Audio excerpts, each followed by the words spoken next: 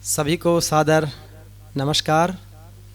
आज हमारे बीसलपुर परियोजना के अतिरिक्त जिला कलेक्टर, राजस्थान प्रशासनिक सेवा के वरिष्ठ अधिकारी और साहित्य सृजन के श्रेष्ठतम व्यक्तित्व के रूप में डॉक्टर सूरत सिंह जी नेगी के उपन्यास का आज राजस्थानी अनुवाद संस्करण का समीक्षा और विमोचन समारोह है। ये कैसा रिश्ता, जिसके उपन्यासकार डॉक्टर सूरत सिंह नेगी साहब हैं। इसमें विशेष रूप से बच्चों के पत्रों का संकलन है, उनकी बाल मन की भावनाएं इसमें परिलक्षित हो रही है। समय और परिस्थितियों में किस तरीके से बच्चे अपनी भावनाएं अपने माता पिता, अभिभावकों, गुरुजनों, समाज, अन्य व्यक्तियों तक पहुंचाते हैं, उन भावनाओं का संकलन इस उपन्यास में है। आज के इस कार्यक्रम में आदरणीय एडीएम साहब के साथ विशेष रूप से टोंक जिला दुग्ध उत्पादक संघ की मैनेजिंग डायरेक्टर सम्माननीय श्रीमती प्रमोद चारण जी मुख्य अतिथि के रूप में शिरकत कर रही है। साथ ही अन्य सभी वरिष्ठ साहित्यकारगण, टोंक शहर के गणमान्य महानुभाव, शिक्षा, समाज सेवा, प्रशासन, खेल, कला एवं अन्य सभी सामाजिक सरोकारों से जुड़े हुए सभी सुधीजनों का हृदय की गहराई से हार्दिक अभिनंदन और स्वागत है। और अब आगे के संचालन के लिए मैं निवेदन करूंगा सम्माननीय श्री प्रदीप पंवार जी, जो हमारे प्रख्यात कवि हैं और शिक्षाविद हैं और ऐसे समस्त कार्यक्रमों का बखूबी संचालन करते हैं। श्री प्रदीप पंवार जी।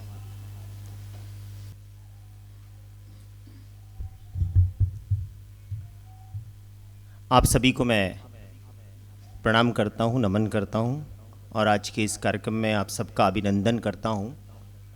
गंभीरता बांटने का मेरा कोई मिशन नहीं है, मैं हमेशा मुस्कान बांटने के लिए निकला हूं और मुझे ईश्वर ने कृपा की है, उसी कार्य को कर रहा हूं आपके बीच, आप सबके बीच में। और वैसे भी आप कोरोना काल में हैं, जहां मुस्कुराना कठिन हो गया है। ना मुंह छिपा के जियो, ना सर झुका के जियो, गमों का दौर भी आए तो मुस्कुरा के जियो। ये सब बातें झूठ हो गई है। हम मुंह भी छिपा कर जी रहे हैं, सर भी झुका के जी रहे हैं, मुस्कुराहट का किसी को पता ही नहीं है। और उसके पश्चात हम सब यहाँ एकत्रित हैं इन सब बातों के, क्योंकि रिश्ते पहले हिम्मत बढ़ाते थे, आजकल ब्लड प्रेशर बढ़ाते हैं। जब हम मिलते हैं तो पहले के ज़माने में लोग हिम्मत देते थे एक दूसरे को, तेरे साथ ऐसा ये है। और आज जब हम मिलते हैं तो रिश्तों की स्थिति ये है कि हम बताते हैं। मेरा एक एसएमएस था, बहुत लोकप्रिय हुआ, तू वही करता है जो तू चाहता है, पर होता वही है जो वो चाहता है। तू वो कर जो वो चाहता है, फिर वो होगा जो तू चाहता है। तो आज इस ऑनलाइन पुस्तक विमोचन समारोह में ये कैसा रिश्ता, विशेषकर क्योंकि बच्चों के पास, देखिए हम सम्मानीय, जैसे उनका नाम है उसी अनुसार उन्होंने अपना काम किया है, सम्मानीय डॉक्टर सूरत सिंह जी नेगी साहब ने। और हमारे यहाँ ये मान्यता है, समारोह कभी छोटे और बड़े नहीं होते। समारोह में किसी की महफिल में, किसी सभा में, किसी कवि सम्मेलन, किसी मुशायरे में लोगों की गिनती नहीं होती, अपितु ये गिना जाता है कि वहाँ आने वाले डिग्निटी कितनी बड़ी है, उसके बारे में उसकी सोच, उसके विचार कितने बड़े हैं। तो आज तो विचारों का मेला है यहाँ पर। और एक बात ये भी है जो आप सब यहाँ विराजमान हैं, क्योंकि आप उस जगह पर हैं और आज तो बहुत अच्छी जगह विमोचन होने जा रहा है, विमोचन समारोह है, जहाँ पर APRI यानी अरबी फारसी शोध संस्थान, जहाँ पर कि इन पुस्तकों को आकर के फिर यहीं रहना है और आने वाली पीढ़ियों को फिर बताना है कि ये पुस्तकें उन्होंने लिखी थी, ऐसा मेरी मान्यता है। तो आप और वैसे खामोश भी नहीं रहे, मौके हो सकता है मुंह से ना बोल पाएँ, मुंह पे मास्क लगाए रखें, डर भी है, सब कुछ है। मैं तो कम डरता हूँ इस बात से, लगा के इसलिए आया था कि कोरोना की एडवाइजरी का पालन कर रहा हूँ। और लेकिन फिर भी आप अपने हाथों को थोड़ी सी मेहनत करवा सकते हैं और तालियां बजा सकते हैं। हम समारोह को शुरू करते हैं। आप सबकी सद्भावना, संबल, प्रेम, स्नेह, मोहब्बत, प्यार सबके साथ में इस समारोह को हम शुरू करने जा रहे हैं। और उसके लिए मैं चाहता हूं कि आपकी तालियां सम्मानीय डॉक्टर सूरत सिंह जी नेगी साहब के लिए बजे, उनकी शुभकामनाएं बजे। आज के इस समारोह का शुभारंभ करें। मैं हमारे सभी अतिथिगणों से आग्रह करूंगा कि वह आज माँ सरस्वती के समक्ष पधारें, दीप प्रज्वलित करें, माँ का पूजन अर्चन करें। देखिए, सांप्रदायिक सौहार्द की शुभारंभ हो रहा है, क्योंकि ये PRI का ये परिसर है और माँ सरस्वती का पूजन होने जा रहा है। और आज जो डिग्निटीज इस मंच पर विराजमान हैं, वो भी इस बात का संदेश है कि हमारी इस रगों में बहता हुआ रक्त हमेशा हिंदुस्तानी रहा है। हमारी रगों में रहता हुआ वक्त न कभी हिंदू हुआ, न कभी मुसलमान हुआ, न कभी सिख हुआ, न कोई ईसाई हुआ, बस हमारा रक्त तो हिंदुस्तानी रहा। हिंदुस्तान ही हमारी पहचान रही। आज मैं आप सबसे आग्रह करूंगा, पधारें और माँ सरस्वती के समक्ष दीप प्रज्वलित करें। करतल बाण धनुसती सोवा, देखत रूप चराचर मोहा, या कुंदेंदु तुषार हार धवला, या शुभ्र वस्त्र बताया, वीणा वर्दन मंडित कराया, श्वेत पद्मासना माँ। गुरुर ब्रह्मा गुरुर विष्णु गुरुर्देवो महेश्वर, गुरुर साक्षात पर ब्रह्म, तस्मै श्री गुरुवे नमः। ओम सर्वमंगल मांगले शिवे सर्वार्थ साधके, शरण्यत्र्यंबके गौरी नारायणी नमस्तुते नमस्तुते। लाल देह लाली लसे, अर्धर लाल लंगूर, वज्र देह दानव दलन, जय जय जय कपिसूर। सर्वे भवन्तु सुखिनः, सर्वे सन्तु निरामया, सर्वे भद्राणि पश्यन्तु माँ कश्चित् दुख भाग भवेत्। संपूर्ण सृष्टि की सुख समृद्धि कामना करते हुए माँ से आज मैं नमन वंदन करते हुए आज्ञा लेता हूँ कि आज के इस कार्यक्रम को उनके आशीर्वाद से, उस ईश्वर के आशीर्वाद से हम सफल बना सकें, ऐसी ही माँ से नमन और निवेदन है। अब जैसे मैंने मंत्र उच्चारण कर चुका हूँ, तो मैं चाहता हूँ कि आज, शब्बीर भाई स्वागत है आपका, आज इस कार्यक्रम में नात भी हो जाए, नाते पाक का भी होना आवश्यक है, क्योंकि आज इस मंच में हम सांप्रदायिक सौहार्द, वैसे तो पूरा हिंदुस्तान सांप्रदायिक सौहार्द को लेकर जी रहा है। रिश्तों की परीक्षा का समय है, कोरोना, सबकी परीक्षा हो रही है इसमें, रिश्तों की, हर रिश्ते की परीक्षा है, चाहे वो सरकार का हमारा हो, चाहे हमारा परिवार का रिश्ता हो, चाहे मानवता का रिश्ता हो। इसी को याद दिलाने कोरोना आया है। वो कई लोग कई रूप में मान रहे हैं, लेकिन मैं इसलिए चाहता हूँ कि मेरे अभिन्न मित्र और अंतर्राष्ट्रीय शायर डॉक्टर जिया टोंकी यहाँ पर हैं। मैं चाहूँगा कि ये नाते पाक उन्हीं के मुखारबिंद से होनी चाहिए। मैं चाहता हूँ आप आएँ और आज के इस आगाज करें और उस ईश्वर को याद कर लें, फिर हम इस उपन्यास पर और इन विमोचन पर बात करेंगे।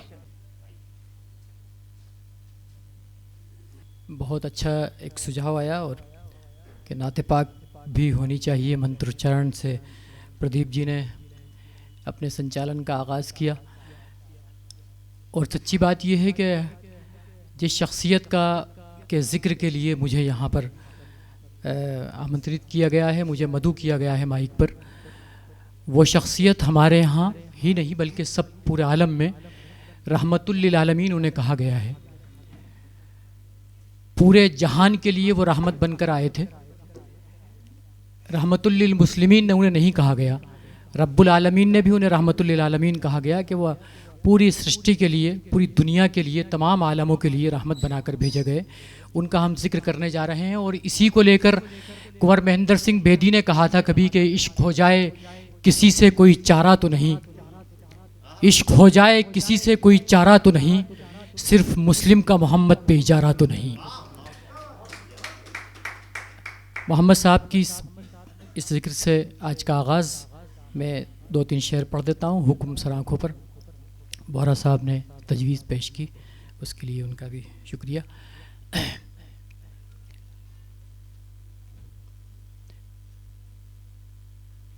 मुझे तूने जो भी हुनर दिया, बकमाल हुस्ने अता दिया, मुझे तूने जो भी हुनर दिया, बकमाल हुस्ने अता दिया, मेरे दिल को हुब्बे रसूल दी, मेरे लब को ज़ौक़े नवा दिया, मेरे दिल को हुब्बे रसूल दी, मेरे रहनुमा तेरा शुक्रिया, करूं किस ज़बान से भला अदा, मेरे रहनुमा तेरा शुक्रिया करूं किस ज़बान से भला अदा। मेरी ज़िंदगी की अंधेरी शब में चराग फ़िक्र जला दिया। मेरी ज़िंदगी की अंधेरी मेरी ज़िंदगी की अंधेरी शब में चराग फ़िक्र जला दिया। मेरे दिल को हुब्बे रसूल दी। अब आज के इस समारोह को मैं हमारी सभी डिग्निटीज आज के जो अतिथि आ गए हैं और केवाड़ा साहब यहाँ विराजमान है, हरियम जी चौधरी यहाँ पर विराजमान, आप सबके हिरानी साहब हैं और आप सभी के सानिध्य में ये समारोह जब शुरू हो चुका है और मैं चाहता हूँ कि मंत्र हो गए, नाते पाक हो गई, अब जैसा नेगी साहब का भी विचार है हिंदी हुई, उर्दू हुई और तो संस्कृत भी हो जाए तो सारा ही कुछ हो जाए। वैसे तो हम बहुत कुछ करना चाहते हैं, उसमें से जो कुछ हो जाता है वह उस प्रभु का फैसला है। कर्म हमारे, फल परिणाम उसी का। आइए, मैं एक बहुत अच्छे कवि, नवोदित कवि, इस हमारे टोंक के सितारों में गिनती जिसे गिनते हैं हम, भाई अक्षय बोहरा को यहाँ आमंत्रित करता हूँ। आए संस्कृत में माँ की वंदना करें। सम्मानित मंच, सामीन हजरात, मैं आपकी खिदमत में नाते पाक पेश करना चाहूँगा। सुनिए, संस्कृत में है नाते पाक। कोटि कोटि प्रणाम नतमस्तक सकल प्रजाजनम,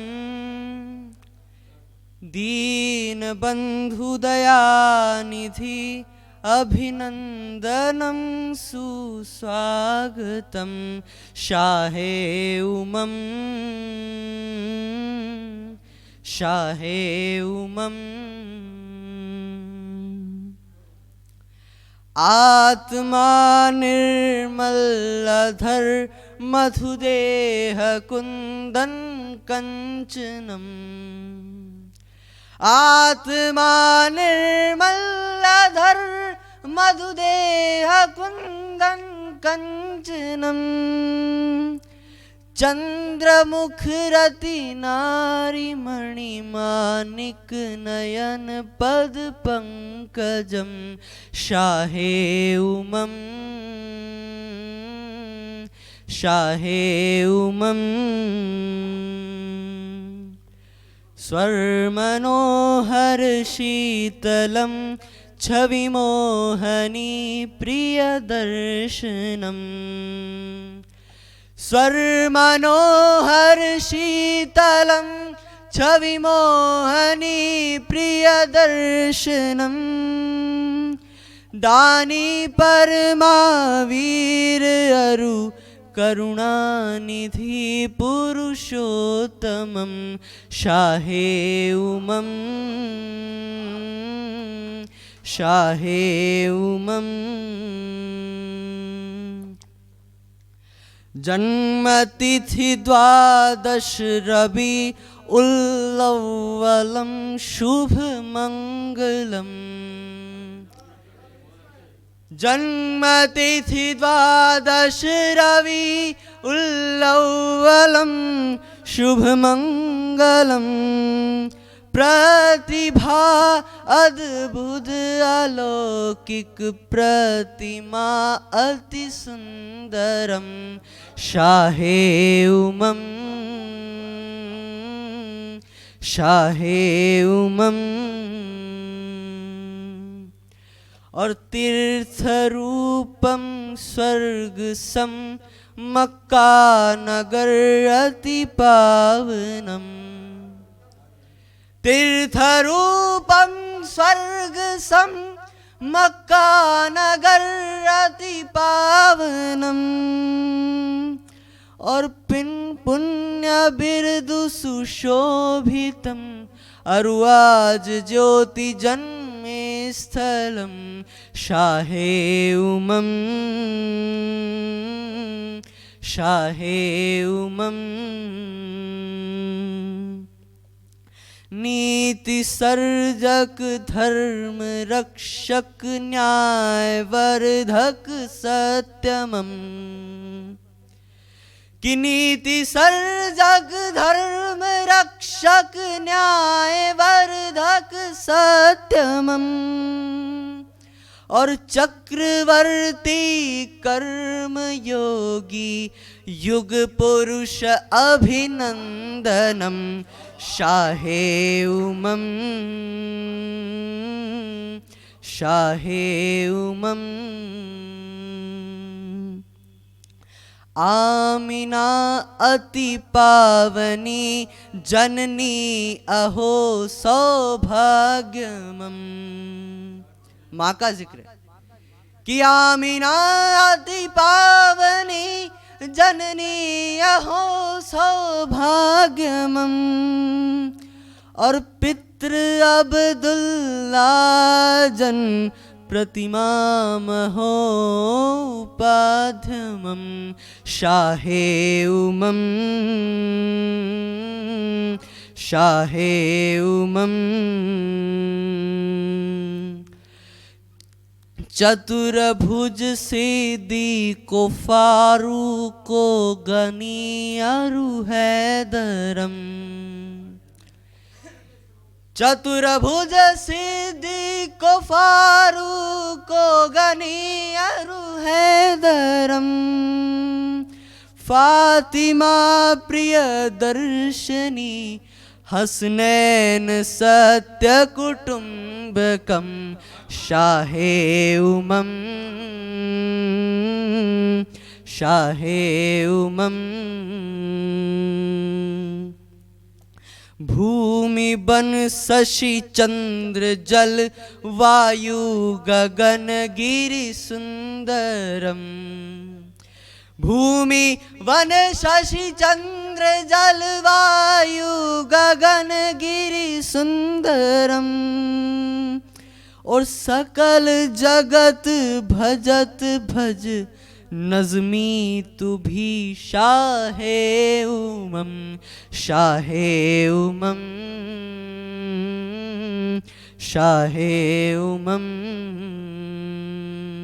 और अंतिम बंद रख रहा हूं कि उज्ज्वल नबी ज्योति सम शिर मुकुट शशि आभूषणम कि उज्ज्वल नबी ज्योति सम शिर मुकुट शशि आभूषणम और श्रेष्ठ कुल जग राजनी संदेह प्रिय प्राणेश्वरम शाहे उमम शाहे उमम। कोटि कोटि प्रणाम नतमस्तक सकल प्रजाजनम हे दीन बंधु दयानिधि अभिनंदनम सुस्वागतम शाहे उमम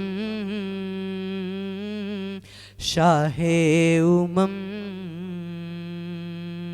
शाहे उमम शाहे उमम। शुक्रिया। कोशिश है कि आज आप हंसते रहें, मुस्कुराते रहें, क्योंकि हर कहानी का, हर कथा का, हर उपन्यास का, हर कविता का एक ही उद्देश्य है कि हमारे जीवन में मुस्कुराहट रहे, हमारे जीवन में खुशियां रहे। हमारे त्योहारों का यही मकसद है आज। और यहाँ जितनी डिग्निटीज़ आज यहाँ पर इस मंच पर विराजमान है, मैं एक बार फिर आपका उनसे वैसे रूबरू करा देता हूँ। उधर आपके हमारे बीच में डेयरी की एमडी साहिबा प्रमोद जी चारण यहाँ पर विराजमान हैं। आप उनके लिए तालियां बजा सकते हैं।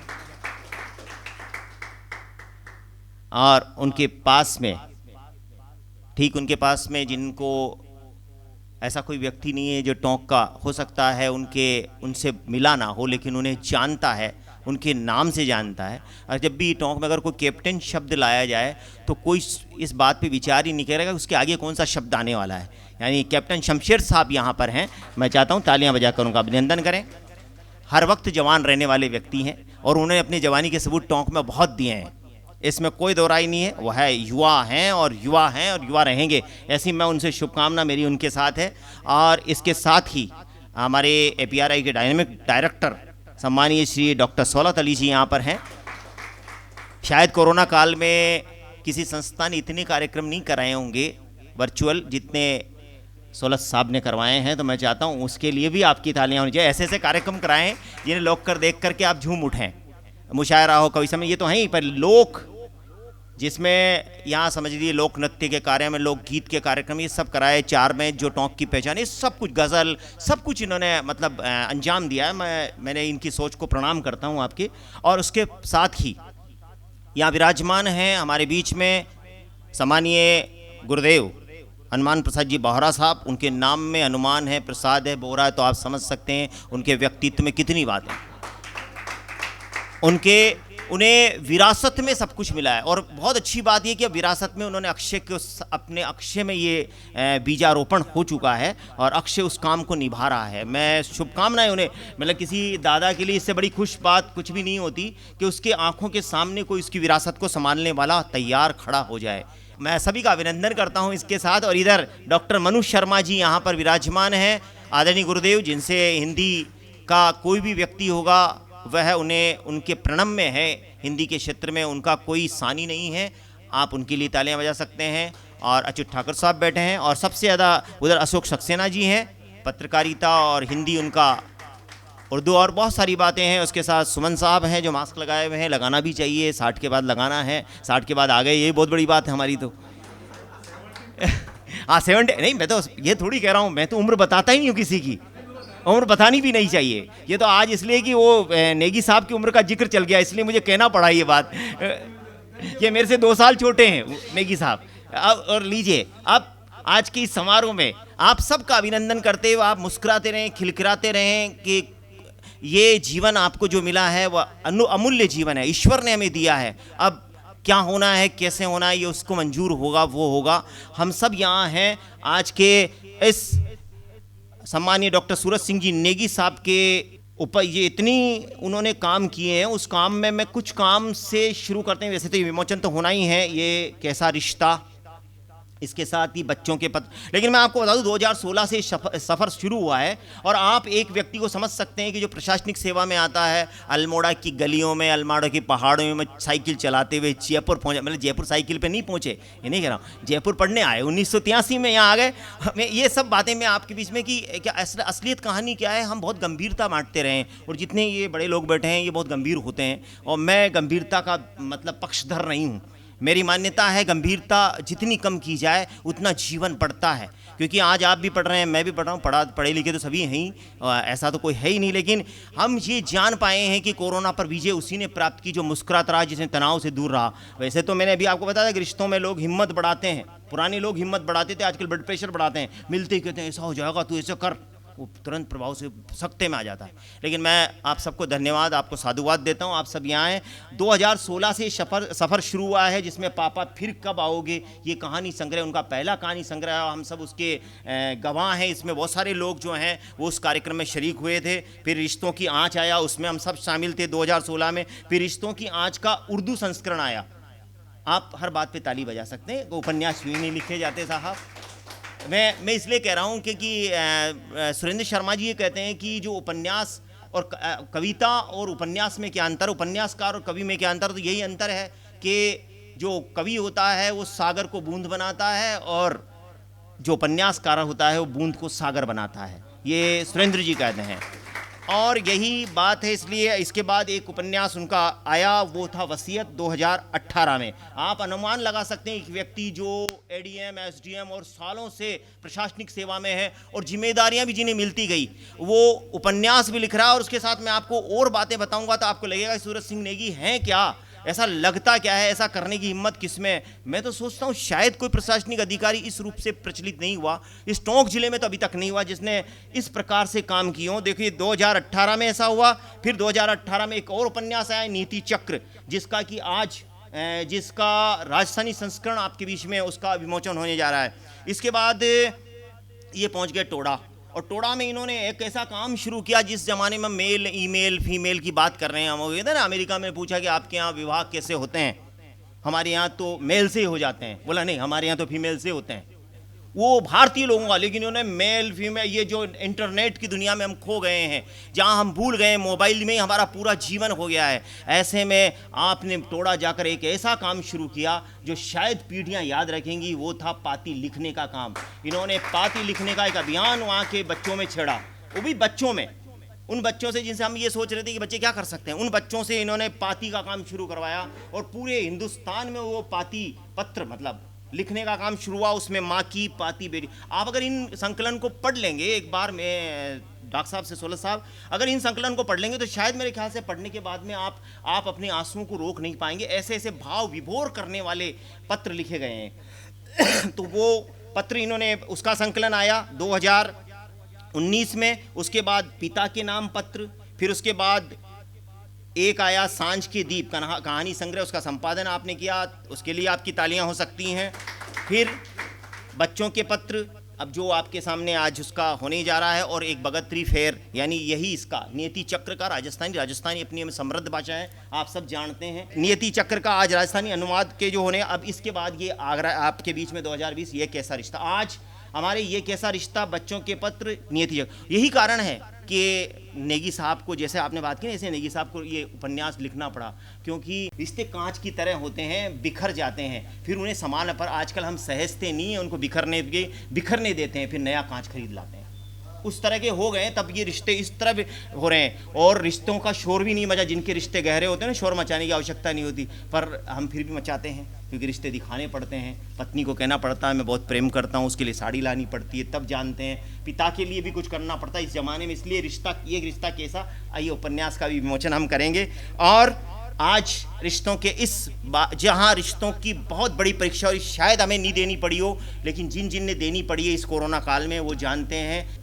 तो आप अनुमान लगा सकते हैं कि रिश्तों की कैसी परीक्षा है। इसमें ये रिश्ता कैसा रिश्ता हमारे बीच में उपन्यास आ रहा है। मैं आप सबकी तालियां इन सब के लिए चाहता हूं। अब आइए अतिथि सम्मान करा लेते हैं, और अतिथि सम्मान के लिए आदरणीय प्रबंध संचालक टोंक जिला दूध उत्पादक संघ लिमिटेड टोंक, आपने 2008 में टोंक डेयरी की स्थापना हुई, और जब आपने फरवरी 2020 में जब कोरोना की आहट हो रही थी, उस समय कार्यभार संभाला।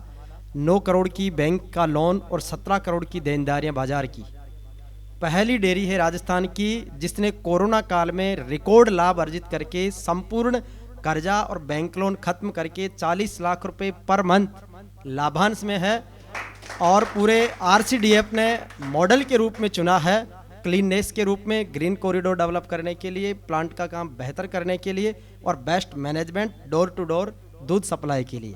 तो अपने आप में ये व्यक्तित्व टोंक ज़िले की, और आप गीता की उपासक है, गौ माता की सेवक है, और आपकी दिनचर्या गौ माता की सेवा से शुरू होती है।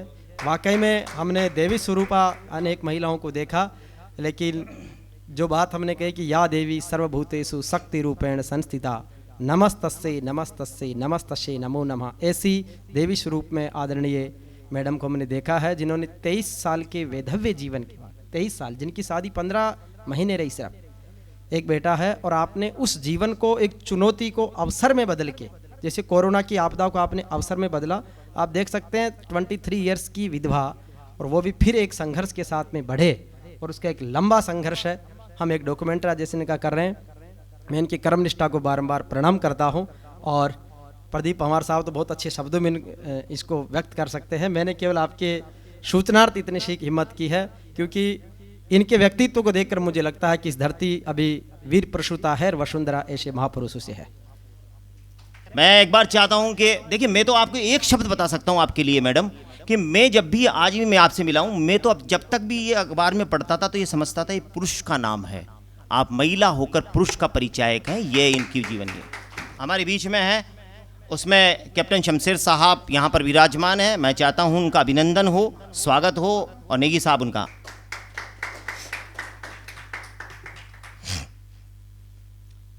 और इसके साथ ही हमारे बीच में डायनेमिक डायरेक्टर सम्मानीय सोरस साहब यहाँ पर है, उनका अभिनंदन हो। आपकी तालियां उनके लिए बजे।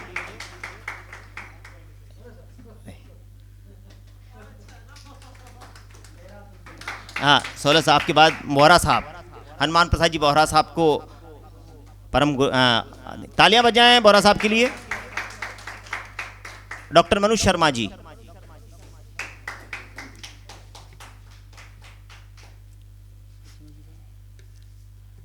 इसके बाद हमारे अशोक सक्सेना साहब उधर विराजमान हैं। नहीं पहले सर माला का अपमान नहीं करें। अरे आप समझे नहीं, जिन जिन ने माला का अपमान किया उन्हें माला ही नहीं मिल रही इस समय। हाँ, कभी आप सुमन साहब को ही माल्य अर्पण कर दें सर। हाँ नहीं, कोई बात नहीं सर, पहन लें सर, आप टाई लगा के आए हैं, पहनना जरूरी है।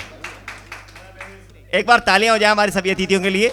और इसके साथ ही मैं आप सबका आज के इस कार्यक्रम में अभिनंदन करता हूं। यहाँ मौलाना जमील साहब हैं, बदर भाई हैं, डॉक्टर बदर भाई, खुर्शीद आलम साहब हैं, कमर साहब हैं, नासिर मियाँ हैं, आबिर साहब हैं, आबिर अकील साहब, और मुरली जी हैं, अजीब मुल्ला शिरानी साहब हैं, विकार मियाँ हैं। आप सबका मैं अभिनंदन करता हूँ। के शर, एक बार तालियां हो जाएं नेगी साहब के लिए।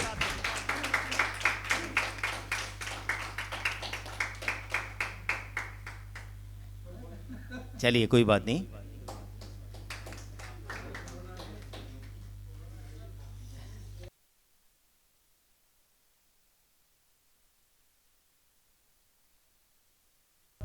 सूरज का अपनी किरणों से जब तक ये अनुबंध शेष है, सागर का अपनी लहरों से जब तक ये संबंध शेष है, तितली के पंखों पर जब तक रंगों की बारात शेष है, फूलों के आंचल में जब तक खुशबू की सौगात शेष है, जब तक पनघट पर पनिहारिण घट में बाकी प्यास रहेगी, संध्या के अगर दीप जलेंगे जब तक ये प्रभात रहेगी, जब तक सृष्टि के अधरों पर करुणा का पैगाम रहेगा, तब तक टोंक की धड़कन में सूरज सिंह नेगी साहब का नाम रहेगा। मैं दिनेश जी आपको धन्यवाद देता हूँ। लीजिए, अब मैं आज के इस कार्यक्रम में मस्ती के साथ, आनंद के साथ हम इस कार्यक्रम में विमोचन करने जा रहे हैं। और जिसका देखिए, विमोचन जब किसी पुस्तक का होता है, लोकार्पण जब किसी बिल्डिंग का होता है, इन सब के पीछे भगवान श्री राम का संदेश छुपा हुआ है। भगवान श्री राम ने कहा था, जब वह अयोध्या से गए थे वनवास के लिए, तो मिट्टी का एक ढेला अपने साथ लेके गए थे, और जिस दिन भी सुबह होती थी मिट्टी को पूजते थे, उस मिट्टी को पूजते थे। इसके पीछे अपनी आने वाली पीढ़ियों को ये संदेश देना था कि जिन्हें मिट्टी से प्यार है वह हमेशा खुशियों को बांटते रहेंगे, खुशियों से मिलते रहेंगे। इसी तरह जब भी कुछ नया करेंगे तो उसके लिए कुछ न कुछ समारोह करेंगे। पुस्तक होती तो विमोचन होता है, घर का मकान बनता है तो नांगल गृह प्रवेश होता है, और कोई सार्वजनिक कभी कोई भवन बनता है तो उसका लोकार्पण होता है। उसके पीछे यही संदेश है। उसी संदेश को लेकर के आज विमोचन होने जा रहा है। और विमोचन जब होता है तो जो उसका लेखक होता है उसके लिए अपार खुशी का दिन होता है। मैं चाहता हूँ एक बार नेगी साहब के लिए आपकी तालियां बजे। हम सबसे पहले बच्चों के पत्र, जिसके लिए मैं आपको कह रहा था कि बच्चों के पत्र हैं, उन पत्रों का एक संकलन है, और संकलन का आप विमोचन करेंगे सभी।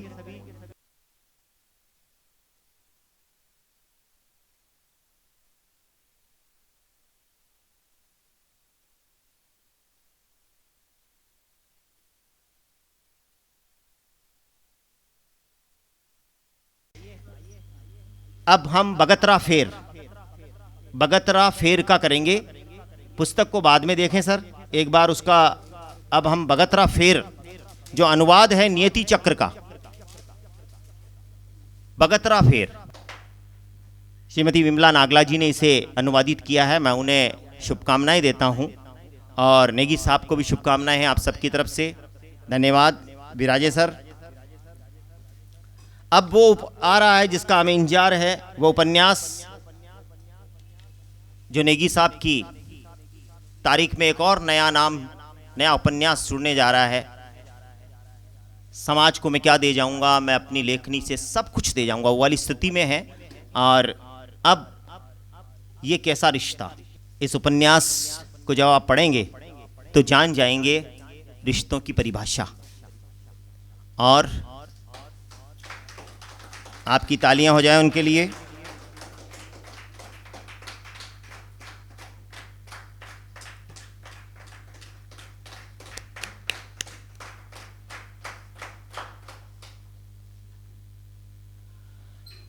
कोई टूटे तो उसे सजाना सीखें, कोई टूटे तो उसे सजाना सीखें, कोई रूठे तो उसे मनाना सीखें। रिश्ते तो मुकद्दर से मिलते हैं, उन्हें खूबसूरती से निभाना सीखें।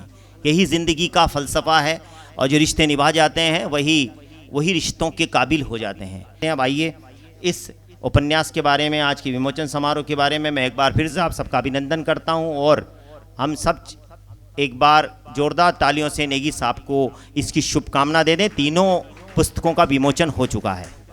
मैं अमीर अहमद सुमन साहब को आमंत्रित करता हूं, हाँ, और आएँ और आप आज के इस कार्यक्रम में अपने विचार रखें। आपकी तालियां बज जाए आदरणीय सुमन साहब के लिए। मंच पर विराजे सभी बुद्धिजीवी प्रवक्ता लोग और बाकी सभी साहित्य से जुड़े हुए साहित्यकार जन और टोंक के बुद्धिजन, एक कार्यक्रम 2016 में इसी प्रकार का साहित्यिक रखा गया था। हम लोगों को बड़ा एक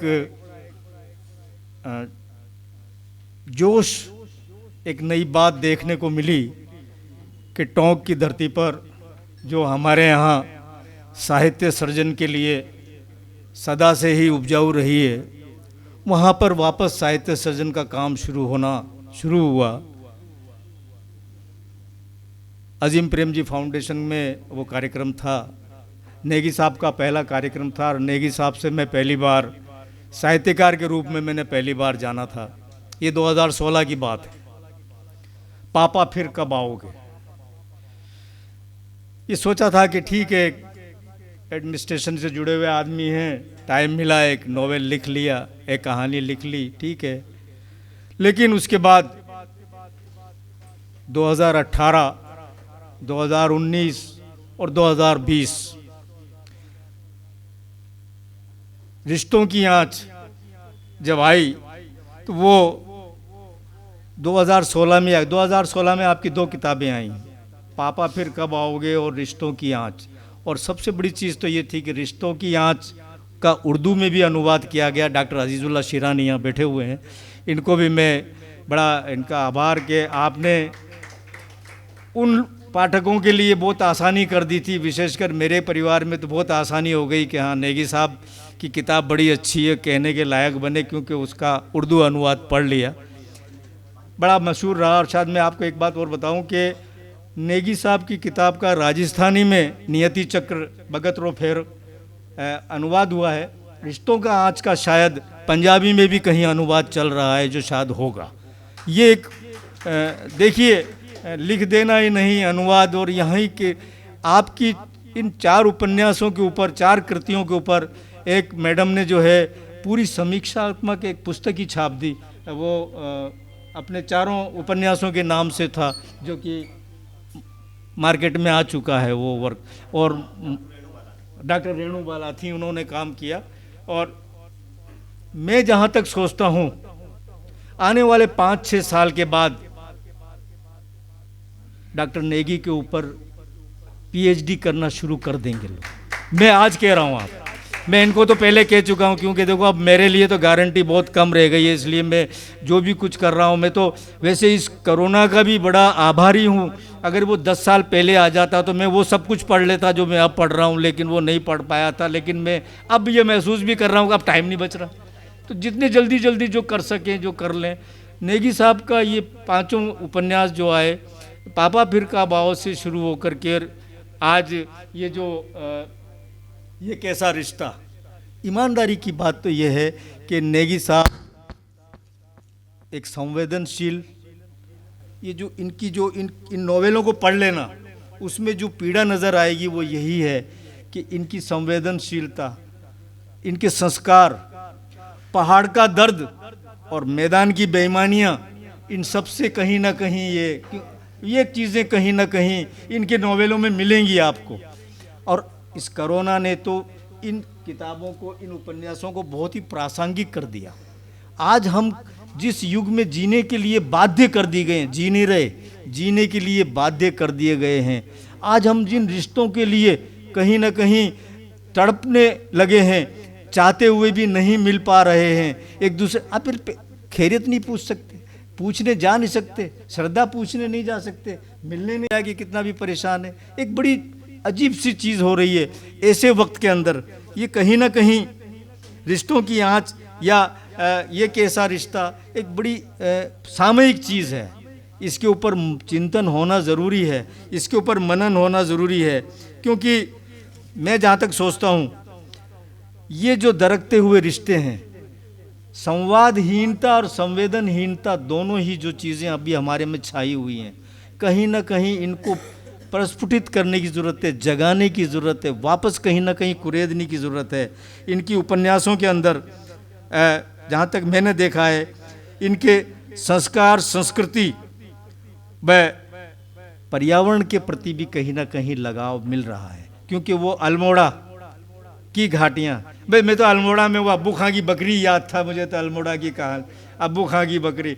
और जब अल्मोड़ा के जब ये आए और अल्मोड़ा की बातें और वो पहाड़ की जो ज़िंदगी, क्योंकि पहाड़ की ज़िंदगी सख्त होती है लेकिन साफ़ होती है। बात सुनना मेरी गौर से, पहाड़ की ज़िंदगी सख्त होती है लेकिन साफ़ होती है। मैदान की ज़िंदगी आसान होती है लेकिन बहुत ख़राब होती है। ये मैं मैदान का हूँ लेकिन स्वीकारोक्ति है मेरी कि हम इन पहाड़ियों के मुकाबले में कहीं नहीं लगते। संवेदनशीलता, एक दूसरे का सहयोग, थोड़े से में जीने की जो जिजीविषा है वो इन लोगों से सीखी जाए, और वो सब कुछ नेगी साहब में है। क्योंकि मैं विमला नागला को भी, लेडी का भी मेहनत है, और वो जितनी भी मैं राजस्थानी समझता हूँ उसके अंदर मैंने इसको पूरे को पढ़ा। उसने पूरा धर्म निभाया अनुवाद का, मतलब अनुवाद ही नहीं किया, भावानुवाद करने की कोशिश की है। उसने भावनाओं को कहीं ना कहीं रखने की कोशिश की है, जो मुझे अच्छा लगा। बाकी आपके जो ये पाती वाला जो खेल है, ये पाती का तो मामला जब शुरुआत की थी तो एक औपचारिकता थी, बुरा नहीं माने, ऐसा लगा था कि यार अधिकारी कह रहा है आप उनको कर लो ना, राजी करना है, अधिकारी को करना क्या। उस मैदान में हमने यही बातें की थी, घास का मैदान था और उसके अंदर के ठीक है यार ये कहाँ पाती है। लेकिन आप देखिए ये राष्ट्रीय नहीं अंतर्राष्ट्रीय हो गया। बूंदी में जब मैं कार्यक्रम में गया माता की उसके अंदर, तो पता चला कि ये तो अंतर्राष्ट्रीय रूप ले चुका है। बाहर से आ रही है, विदेशों से पत्र आ रहे हैं। और उसके बाद आप ये देखिए कि माँ की पाती, बेटी के नाम, पत्र पिता के और सांझ के दीप। पत्र पिता के मेरे दोस्तों कहीं भी मिल जाए तो पढ़ना। आप सब बाप हैं, हम सब बाप हैं, और हमारे बच्चे हमारे लिए क्या सोच रहे हैं, हम अपने बच्चों के लिए क्या सोच रहे हैं। मुझे वो आज भी नज़ारा याद है, देराश्री भवन जयपुर के अंदर एक व्यक्ति ने एक तरफ ले जा कर के मुझे रोने लगा आंखों से, और उसने कहा कि साहब ये कहानी झूठी नहीं है, ये सच्ची है। आप ये देखिए कि यकीन नहीं हो रहा क्यों। अच्छा, मैं क्या हुआ कि उसका मैं कहीं ना कहीं वो कुछ उदाहरण दे रहा था, तो मैंने 4-5 लेटर्स के उदाहरण दिए कि भाई ये चीज़ें मुझे बड़ी अच्छी लगी, बड़ी प्यारी लगी, बड़ी मार्मिक लगी। तब उसने चाय पीते में एक तरफ ले जाकर उसकी आंखों में आंसू थे, वो कह रहा था ये मेरी कहानी झूठी नहीं है साहब, सच्ची है। तब मैंने कहा कि ये सच इतना कड़वा। डॉक्टर नेगी ने बच्चों के दिल से, जैसे भी ये अपने ये जो कहानियाँ का अभी जो बच्चों का पत्र आ रहा, वो इसके पहले बेटी के नाम माँ की पाती, और जो बुजुर्गों की पाती है उसको आप पढ़ेंगे, आप वाकई सही कह रहा था ये कि आंखों में आंसू आ जाएंगे। आप उसको अपने आप को रोक नहीं सकेंगे। बहुत ही दर्दनाक वो लेटर हैं, आप उनको देखिए। वो संस्करण अपने आप में, हर लेटर अपने आप में एक कहानी है, हर लेटर हमारे लिए। आप अगर पढ़ेंगे तो आप सोचेंगे यार मेरा बच्चा भी ऐसा सोच रहा होगा, आपको उससे शिक्षा मिलेगी। ये पत्र अभियान, पाती अभियान एक बहुत बड़ा अभियान और पवित्र अभियान है, और इसकी अभी 3 ही नहीं, कुछ 1-2 किताबें और आने वाली हैं, और संकलन आने वाले हैं। मैं ईश्वर से यही आशा करूंगा कि खुदा इनको और हिम्मत दे और ताकत दे, और ये सब एडमिनिस्ट्रेशन की झंझावातों के साथ साथ अपनी लेखनी को इसी तरह से चलाते रहें, और हम लोगों को उससे लाभान्वित करते रहें। जय हिंद। अभी सम्मानी नेगी साहब के जिससे जिन उपन्यासों का विमोचन हो चुका है, पहले जो लिखे और आज जो आया पत्र, इनके बारे में सुमन साहब ने अपने विचार रखे हैं। और मैं आपको पहले ही बता चुका हूँ कि पत्रों का तो, उपन्यास तो अपनी जगह है ही सही, लेकिन जब पत्र पढ़ेंगे तो आप भाव विभोर हो जाएंगे। मैंने वो पढ़े हैं, इसलिए मुझे याद है कि वो किस स्थिति बनती है, और ऐसी है जो आपके जीवन को बहुत सुलभ और सरल बना सकते हैं। वो पत्र आपके जीवन को सरल, ऐसा नहीं कि केवल पढ़ने के काम आएंगे, वो आपके जीवन को सरल बनाएंगे। जब एक माँ अपनी बेटी को पत्र लिख रही है और उस पत्र में क्या लिख रही है, बड़ी अच्छी बातें हैं। और जिसने भी पढ़ा है, मेरे ख्याल से मैंने जिस जिसको पुस्तक दी उन सब ने प्रशंसा की उनकी, तो इससे बड़ी उपलब्धि कुछ भी नहीं हो सकती, जितने लोगों ने पढ़ा। आइए अब मैं आज के इस कार्यक्रम में आपके बीच में आमंत्रित करता हूँ। विद्वान व्यक्तित्व है, अपनी लेखनी के महत्व को, लेखनी की कमाल को, लेखनी की बात को, लेखनी को के ताकत को, शक्ति को पहचानते हैं। वो डॉक्टर हमारे बीच में अशोक सक्सेना जी हैं, जैसा उनका नाम है उस अनुसार है। और आइए मैं उन्हें आमंत्रित करता हूँ आपकी तालियों के बीच। एक बार तालियां बजा दें। पत्रकार जगत से लेकर के कविता के तक उनके अपने बहुत ही मौलिक विचार हैं जिनसे वह जाने जाते हैं। सम्मानीय अशोक जी सक्सेना साहब। नेगी जी का अभी जो लेटेस्ट उपन्यास आया है अपने सबके बीच में है, ये कैसा रिश्ता। तो नेगी जी की शुरुआत करें अपन तो पापा फिर कब आओगी कहानी संग्रह के बाद, तो नेगी जी रिश्तों को ही भरपूर लिखते रहे, लेकिन एक सुंदरता थी उनके पक्ष की। रिश्ते लिखना अच्छी बात है, यह हिंदुस्तान की मजबूरी है कि हम सुखांत करते हैं, वो सुखांत भी करते रहे हर उपन्यास में। लेकिन जो सबसे सुंदर बात है वो ये है कि नेगी जी ने अपनी जो उनकी मातृभूमि है, जहाँ जन्म लिया उन्होंने, जहाँ उन्होंने अपना बचपन गुजारा, उतने करीब से देखा हम भी नहीं देख सकते थे। ये एक बड़ी विशेष बात है।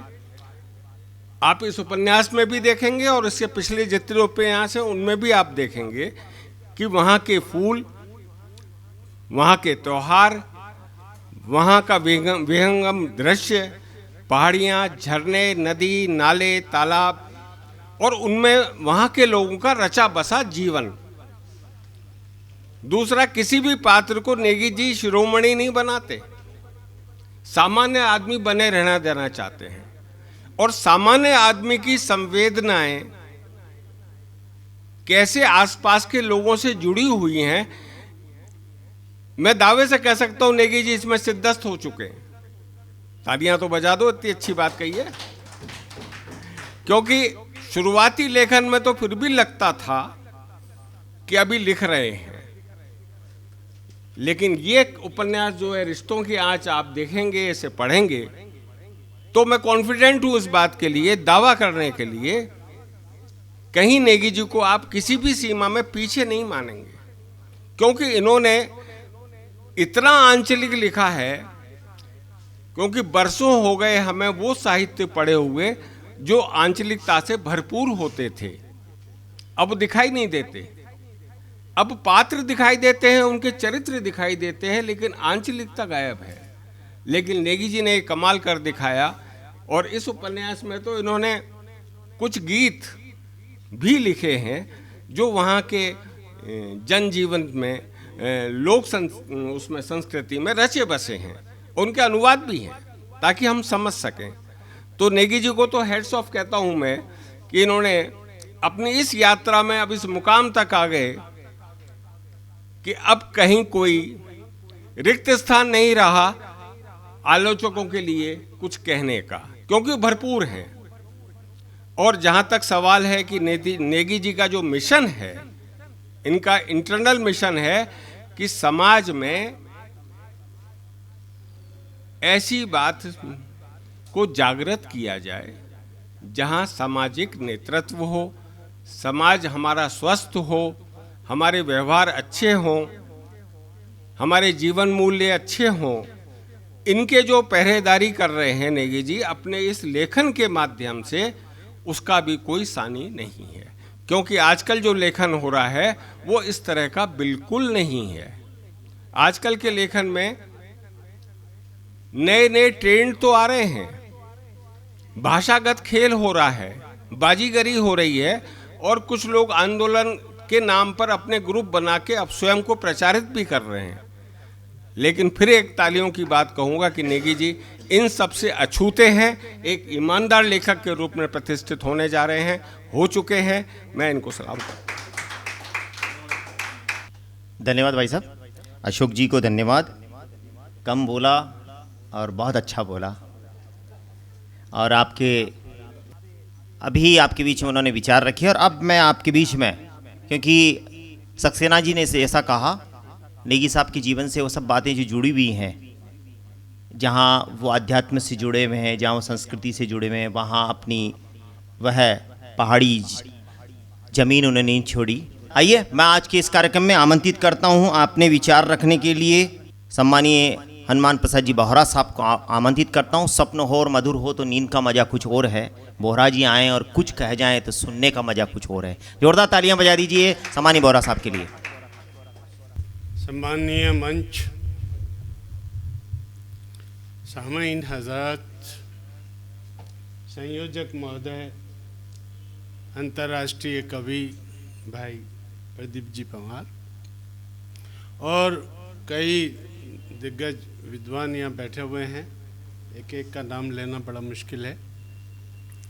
अभी हमारे संयोजक जी फरमा रहे थे, रिश्ते कांच की तरह होते हैं, टूटते ही बिखर जाते हैं।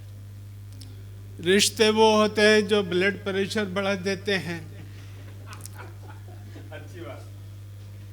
पर मैं उनसे निवेदन करूं कि कुछ रिश्ते रूहानी होते हैं जो कभी नहीं टूटते, और मेरा इस APRI से यही रूहानी रिश्ता है जो न कभी टूटा है न टूट सकता।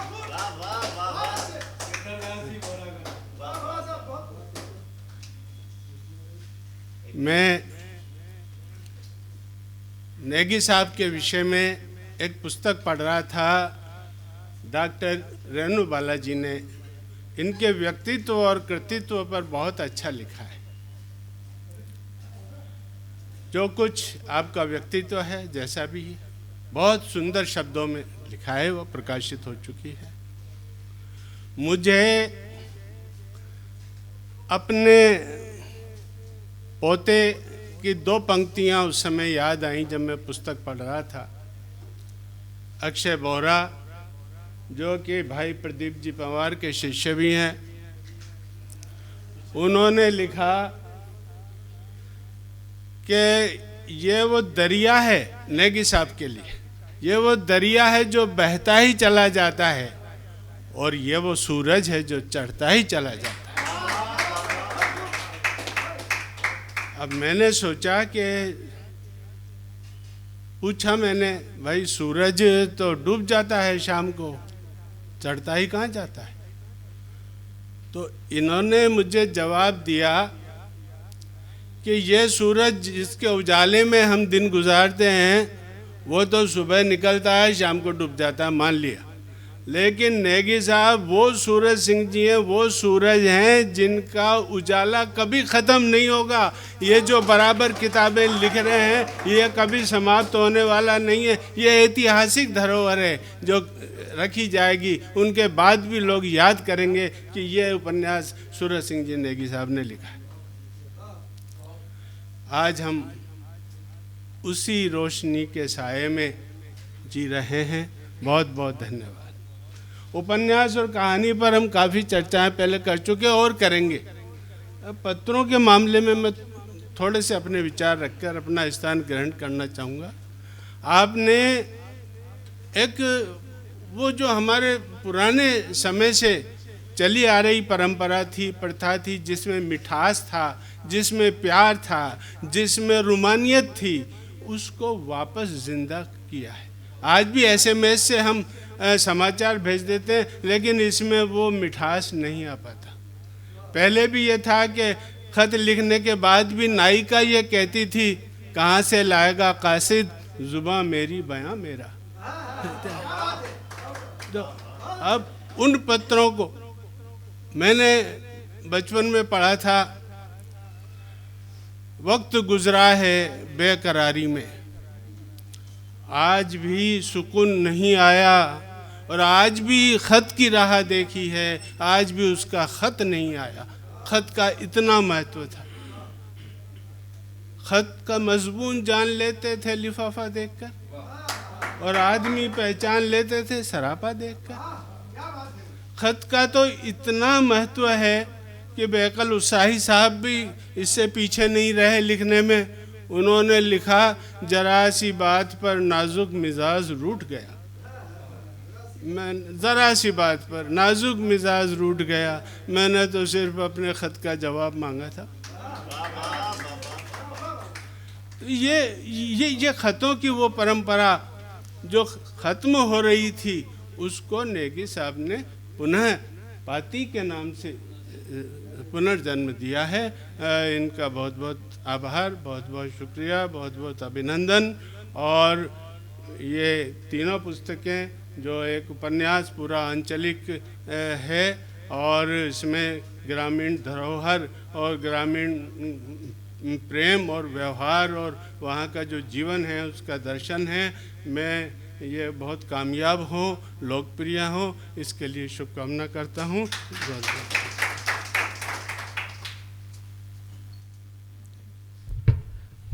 अभी आपके बीच में आदरणीय गुरुदेव हनुमान प्रसाद जी बोहरा साहब अपने विचार रख रहे थे, और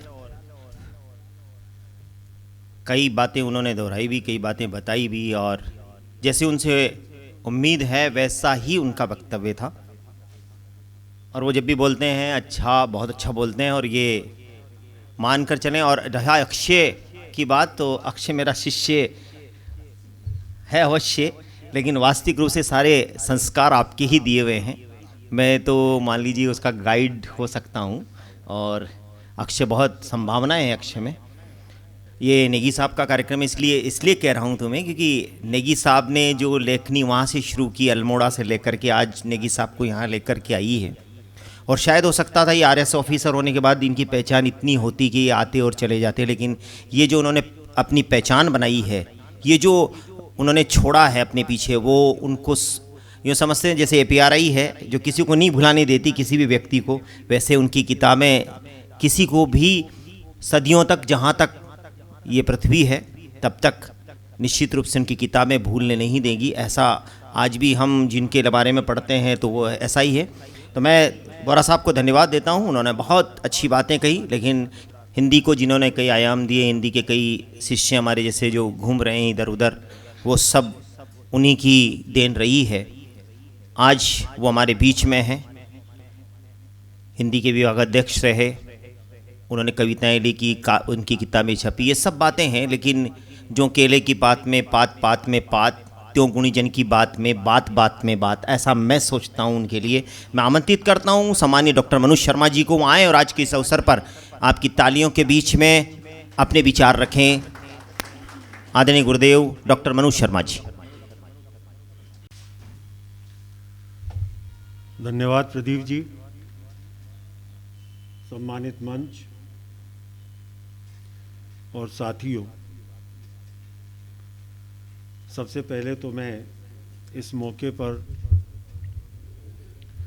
डॉक्टर सूरज सिंह जी नेगी को मेरी ओर से बहुत बहुत बधाई देना चाहता हूं कि उनका नया उपन्यास प्रकाशित हुआ है, और साथ ही साथ एक बच्चों के पत्र की पुस्तक का उन्होंने संपादन किया है, और उनके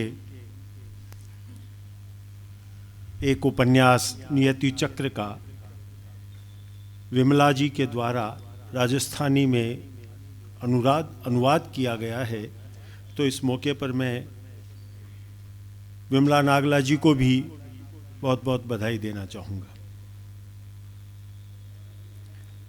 साथियों, सभी लिखते हैं, लेकिन जो कुछ लिखा जाए उसे लोग पढ़ें और सराहें, यही एक लेखक की उपलब्धि होती है। और इस मामले में मैं समझता हूं कि नेगी जी की झोली भरी हुई है।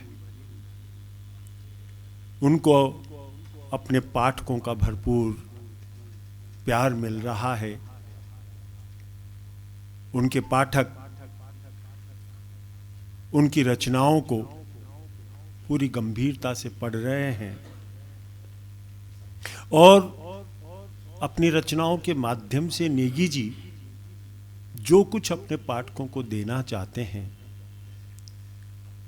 वह पाठकों को मिल रहा है।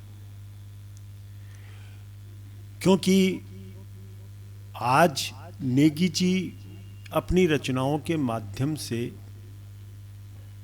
हमारे समाज का जो पतनशील चेहरा है उसको जिस तरह से उभार रहे हैं और पाठकों को सचेत कर रहे हैं कि हम जिस समाज के अंदर जी रहे हैं वह अब मूल्यों की दृष्टि से, संवेदनाओं की दृष्टि से, मर्यादाओं की दृष्टि से और उन सपनों और आदर्शों की दृष्टि से कंगाल होता चला जा रहा है और हमें उसको कंगाल होने से बचाना है। ये एक जिम्मेदारी, क्योंकि प्रत्येक लेखक या प्रत्येक रचनाकार एक सांस्कृतिक कर्म कर रहा होता है, वह संस्कृति कर्मी होता है। इस नाते मैं ये मान करके चलता हूं कि उसकी जो जिम्मेदारी है वो ज़्यादा बड़ी होती है और समाज उससे ये अपेक्षा भी करता है कि आज जब चारों तरफ हमें एक घटाटोप सा दिखाई पड़ रहा है और ख़ास तौर से समाज के अंदर जिस तरह से हिंसा, जिस तरह से क्रूरता, जिस तरह की मूल्यहीनता पनपती चली जा रही है, उसके बीच ये समाज साहित्यकारों की ओर देख रहा है। साहित्यकारों और कलाकारों से आस लगाए हुए है कि शायद ये लोग कोई एक नई राह दिखाएं जिसके ऊपर चल कर के ये समाज अपने उस स्वरूप को प्राप्त कर सके जिसे मानवीय स्वरूप कहा जाता है। और नेगी जी निरंतर इस कोशिश के अंदर सक्रिय बने हुए हैं।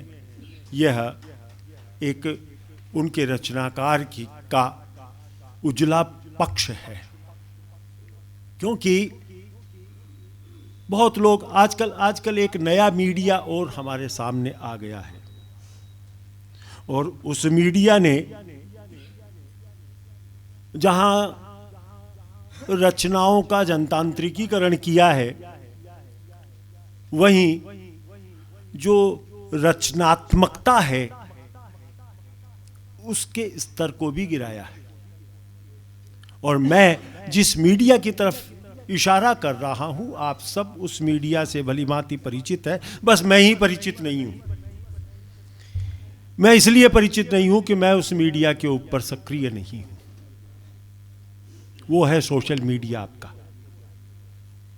और उस मीडिया ने जिस तरह के हालात पैदा कर दिए हैं वो उसके अच्छे पक्ष हैं, इसमें कोई दो राय नहीं है। लेकिन सवाल ये है कि क्या उसका वो जो अच्छा पक्ष है उसको लेकर के लोग उस तरह से चिंतित हैं? मैं समझता हूं शायद बहुत कम लोग होंगे, और अगर कुछ हैं भी और उस क्षेत्र के अंदर लगातार कुछ कर भी रहे हैं, तो अधिकांश लोग सोशल मीडिया के उस चैप्टर को देखना ही नहीं चाहते, उस चैप्टर के अंदर वो जाना ही नहीं चाहते। तो ये भी एक चिंता का विषय बन गया है। इसलिए हालांकि एक अच्छी बात ये हुई है आज भी कि चाहे वो सोशल मीडिया रहा हो, चाहे इलेक्ट्रॉनिक मीडिया रहा हो, जो प्रिंट मीडिया है उस प्रिंट मीडिया की विश्वसनीयता आज भी हमारे यहाँ पर बरकरार है। हमारे ही नहीं, पूरी दुनिया के अंदर उसकी जो विश्वसनीयता है वो बरकरार है। और मित्रों, किताबें भी उस प्रिंट मीडिया का ही हिस्सा है। इसलिए जो किताबें लिखी जा रही हैं, जो किताबें रची जा रही हैं, उन किताबों के अंदर जो कुछ लेखक और रचनाकार अपनी ओर से कह रहा है, उस बात को हम पूरी प्रामाणिकता के साथ में ग्रहण करें, स्वीकारें और अपने जीवन का जो बदलता हुआ स्वरूप है, उस बदलते हुए स्वरूप के अंदर एक मशाल के रूप में, एक नई रोशनी के रूप में उसे पेश करें, तो शायद हमारा आने वाला जो समय है वो ज़्यादा मानवीय चेहरा विकसित कर पाएगा, ऐसा मैं मान करके चलता हूँ। और नेगी जी की जो रचनाएं हैं उनके अंदर उसी मानवीय चेहरे को हमें देखने को मिलता है। वह मानवीय चेहरा ही बार बार उनकी रचनाओं में दिखाई पड़ता है, चाहे उनके उपन्यास रहे हों, चाहे उनकी कहानियाँ रही हों। और ख़ास तौर से जो पत्रों वाली मुहिम चलाई है उन्होंने, वो तो अपने आप में अद्भुत है। और इस नाते अद्भुत है कि जब भी साहित्य के अंदर पत्र साहित्य का उल्लेख होगा, मैं ये बात पूरे विश्वास के साथ में कह सकता हूँ कि सूरज सिंह जी नेगी का नाम बाकायदा साहित्य के अंदर उल्लिखित किया जाएगा, उल्लिखित किया जाएगा। जब भी पत्र साहित्य का उल्लेख होगा, सूरज सिंह जी नेगी का नाम उल्लिखित किया जाएगा।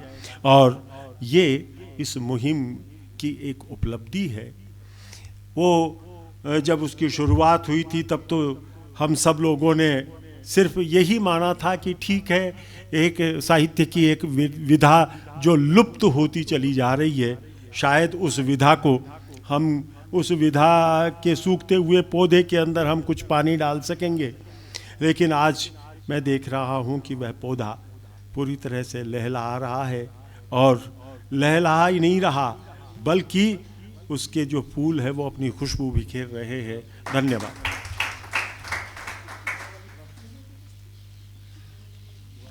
अभी आपके बीच में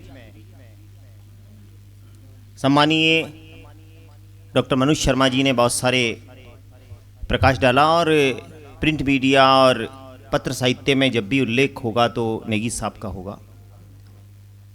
निश्चित रूप से वो अच्छा उनका आशीर्वाद है और ये भी है, लेकिन सोशल मीडिया को किसी तरह नकारा नहीं जा सकता, उसके फ़ायदों को भी नकारा नहीं जा सकता, और विश्वसनीयता की बात ज़रूर ये कही जा सकती है। वरना तो आज जो कमाल बहुत सारे देख रहे हैं वो कमाल सोशल मीडिया का ही है। जो निर्भरता, कल विश्वसनीयता हो सकती है, लेकिन जो निर्भरता पत्रकारिता पे थी कि किसी को हीरो बनाना है, किसको जीरो बनाना है, ये काम पत्रकार किया करते थे, वो उस काम को सोशल मीडिया ने उसमें दखल दे दी है। बस इतना सा ही हो गया है। बस यही एक, मतलब उन लोगों को भी फ़ायदा हो गया जिन्हें होना हो नहीं सकता था, उनकी भी तकदीर लिखने में आ रही है जिनकी लिखी नहीं जा सकती थी। मैं ऐसा इसलिए मानता हूँ क्योंकि कई जगह कई बातों से सिफारिश करके पहुँचना पड़ता था, लेकिन अब सोशल मीडिया ने उस सिफारिश के बिंदु को हटा दिया है। आप डायरेक्ट, आपका काम हो सकता है अगर आप में काबिलियत है। गुरुदेव की बातों से पूरी तरह सहमत हूँ कि उनकी विश्वसनीयता पर बहुत सारी बातें हैं जो करी जा सकती हैं, लेकिन आज अब वक्त है, मैं उन्हें बुलाने जा रहा हूँ आपकी आँख को कई क्षेत्रों में जिनका नाम रोशन किया है, जिन्होंने, मैंने कहा था कि उनके नाम के साथ दिए जो कैप्टन शब्द जब भी लिया जाता है तभी अपने आप ही एक पहचान उभर आती है पूरे टोंक शहर में नहीं, पूरे, और जिनके बारे में कई बातें हैं, कई उनके उदाहरण हैं जो उनके जीवन से जुड़े हुए हैं। वो हमेशा युवाएं ये सबसे बड़ा उदाहरण है, क्योंकि वह खेलने में, सब काम में उनका बहुत बढ़िया और एक आनंद के साथ जीने वाले लोग व्यक्ति हैं। मैं उनके लिए इतना ही कह सकता हूँ कि इस नदी की धार में, दुष्यंत कुमार जी की पंक्तियाँ आती है, एक शब्द बदलता हूँ बस, इस नदी की धार में ठंडी हवा आती तो है, नाव पुरानी ही सही लहरों से टकराती तो है, एक चिंगारी कहीं से ढूंढ लाओ दोस्तों, इस दिए के तेल में भीगी हुई बाती तो है। जोरदार तालियां बजा दीजिए कैप्टन शमशेर साहब के लिए। नेगी साहब और मंच और दोस्त, ऐसा है आज हमारी शायद नेगी साहब से दूसरी या तीसरी मुलाकात होगी। कुछ वक्त पहले क्लब में मुलाकात हुई थी जब हम लोग पास पास बैठे हुए थे, कोई ना कलेक्टर आए थे, शायद उनका इंट्रोडक्शन था, कुछ था। लेकिन नेगी साहब की जो पहली किताब जो शिरानी साहब ने उर्दू में लिखी है वो इन्होंने हमें दी, और वो किताब पढ़ी, हमने टाइम निकाल के पढ़ी, वो देखा। अब इतनी तारीफ़ें जितनी हो चुकी हैं उन्हें दोहराने की तो ज़रूरत नहीं है। सिर्फ ये है कि नेगी साहब के बारे में जो सुना वो बहुत बड़ी बड़ी बातें सुनी, बहुत तारीफ सुनी, और अब जो ये 3 किताबें और आई हैं आपकी, ये भी गौर से देखी जाएंगी इंशाल्लाह। लेकिन अब इस वक्त हम और क्या कहें, हमने ना तो किताबें देखी, लेकिन उस किताब से जो शिरानी साहब ने लिखी है उससे ज़रूर पढ़ी थी, और ज़रूर बहुत कुछ मिलेगा आपकी किताबों से और आपकी मुलाकात से भी। उनसे कभी गहरी मुलाकात हुई बैठने के लिए। कैप्टन साहब को धन्यवाद, शुक्रिया। और अब मैं आपके बीच में अपने विचार रखने के लिए उनको आमंत्रित करने जा रहा हूं जिनका व्यक्तित्व ही निश्चित रूप से APRI के लिए बहुत बड़े काम उन्होंने किए। उनके मतलब काम बड़े यूँ एक बहुत अच्छी सी बात, APRI के लिए बहुत सारी बातें तो हुई, लेकिन आपको एक बात बता दूं कि आज से पहले मतलब डॉक्टर सोलत अली जी जहाँ डायनेमिक डायरेक्टर में उन्हें कहा करता हूँ, इसलिए कहता हूँ क्योंकि उन्होंने वो कुछ काम ऐसे कर दिए जो काम पहले APRI की तारीख में नहीं थे। वो कामों में गिना एक ही बता देता हूँ, आज तक के रिकॉर्ड में कभी भी APRI के अंदर कवि सम्मेलन नहीं हुआ था सर, सब मुशायरे हुआ करते थे। यानी हमारी मतलब जो लोग थे वो है जो कविता से दूर था APRI, लेकिन डायरेक्टर साहब ने एक नया काम शुरू किया इनके आने के बाद। पहली बार इन्होंने कवि सम्मेलन भी कराया, कवियों को भी बुलाया, और ऐसा मानते थे कि सिर्फ APRI सिर्फ जैसा मैंने कहा ना कि ऐसा मानते थे सिर्फ मुस्लिम वर्ग के लोग, उर्दू जानने वाले लोग ही APRI आते हैं और वही जाते हैं। पहली बार डायरेक्टर साहब ने इस बात को हटाकर सांप्रदायिक सद्भाव को सही ढंग से टोंक जिले में लोगों के सामने रखा। इसके लिए मैं उन्हें साधुवाद देता हूँ। ये एक विशेष बात हुई है उनके काल में। आइए मैं उन्हें आमंत्रित करता हूँ। उनके बारे में बहुत सारी बातें हो चुकी हैं, बहुत सारी बातें वो डॉक्टर सोलत अली जी का अपना एक किरदार है, और जिन्होंने इसकी जो संस्थापक डायरेक्टर रहे हैं, जिन्होंने ये APRI खड़ी की है, जिन्होंने APRI जिनकी देन है, वो उनके पिताश्री हैं डॉक्टर शौकत साहब, जिन्हें हम पूरा टोंक जिला, पूरा हिंदुस्तान जिन्हें मानता, उनको अदब से सर झुकाता है। आप उनके सुपुत्र हैं, शिक्षा से जुड़े हुए हैं, शिक्षाविद हैं, और बहुत सारी खूबियां हैं। आप जब भी मतलब आप उदय हुए तो सूरज निकला, आप डूबे कि दिन डूब गया, आप बरसे तो जमकर बरसे, आप थमे कि सावन सूख गया, ऐसा इनका व्यक्तित्व है। जब ये मस्ती पे आते हैं तो मस्त हैं, और जब इनको नाराज़ किया जाए तो फिर कोई भी आ जाए, कोई राजनेता हो, मंत्री हो, ये कुछ परवाह किसी बात की नहीं करते हैं, अपने मिजाज से जीने वाले हैं। मैं उनके लिए इन शब्दों के साथ उन्हें आमंत्रित करता हूँ। जिगर राहें वफ़ा में नक्शे से छोड़ आया हूँ कि लोग देखते हैं और याद करते हैं। जोरदार तालियाँ डॉक्टर साहब के लिए। बिस्मिल्लाहिर्रहमानिर्रहीम। नहमदुहु नुसल्ली अला रसूलिहिल करीम। लिंग्विस्टिक डाइस, और एक जिसके लिए आज ये फंक्शन हो रहा है उनके लिए मैं एक शेर पढ़ूंगा। उनको मैंने सदर अंजुमन माना है, इसलिए कि होना उन्हीं को चाहिए था। आज पता नहीं क्यों हमसे रूठ के उधर बैठ गए। ये जिस महफिल में जा बैठें, ये जिस महफिल में जा बैठें, बहारें उसमें आ जाएं, बहारें उसमें आ जाएं, हर एक महफिल की जीनत है ये सदर अंजुमन अपना, हर एक महफिल की जीनत है ये सदर अंजुमन अपना। अब सादी शिराजी ने बहुत बड़े सूफ़ी शायर भी हैं, बहुत बड़े फ़िलासफ़र भी हैं, सादी रहमतुल्लाह अलैह। मेरे ख़्याल से लिटरेचर का कोई भी आदमी होगा जो सादी से वाकिफ़ ना हो, तो वो फरमाते हैं कि मुश्क ऑनस्ट कि खुद बेबोयत ना कि अतौर बेगोयत। इसी कड़ी में मैं सूरज सिंह नेगी साहब के लिए बात करूंगा। फ़ारसी वाले इसको पहचान गए जो मैंने कहा कि मुश्क वो नहीं है कि अत्तार उसको बताए, वो खुद मुश्क खोल दिया जाए तो खुशबू बिखर जाती है। वो शख्सियत है हमारी नेगी साहब की। मैं इसलिए कह रहा हूँ ये खुशबू ये इन किताबों की है। वो अपनी लेखनी से हमेशा अबद व आबाद जिंदा और कायम रहेंगे, इसलिए कि सिर्फ इंसान का कलम ही है जो उसको ज़िंदा रखता है। बाकी तो चीज़ें ख़त्म हो जाती हैं, इंसान ख़त्म हो जाता है, लेकिन एक उसका कलम है जो उसको बाकी रखता है। और मैं शुरुआत उनकी कई किताबों की यहाँ हो चुकी है। और एक सबसे बड़ी बात यह है कि 2016 का और 2016 बड़ा एक मेरे हिसाब से बहुत अच्छा सन गुज़रा। 2016 से आपका सफ़र शुरू होता है लेखनी का, और मेरा सफ़र यहाँ APRI से शुरू होता है। तकरीबन बराबर सी ज़िंदगी है। तो मुझे लगता है कि इस ज़िंदगी में नेगी साहब मुझसे आगे निकल गए हैं, मैं उनको मुबारकबाद पेश करता हूँ। और शुरुआत हम करते हैं बच्चों के पत्रों।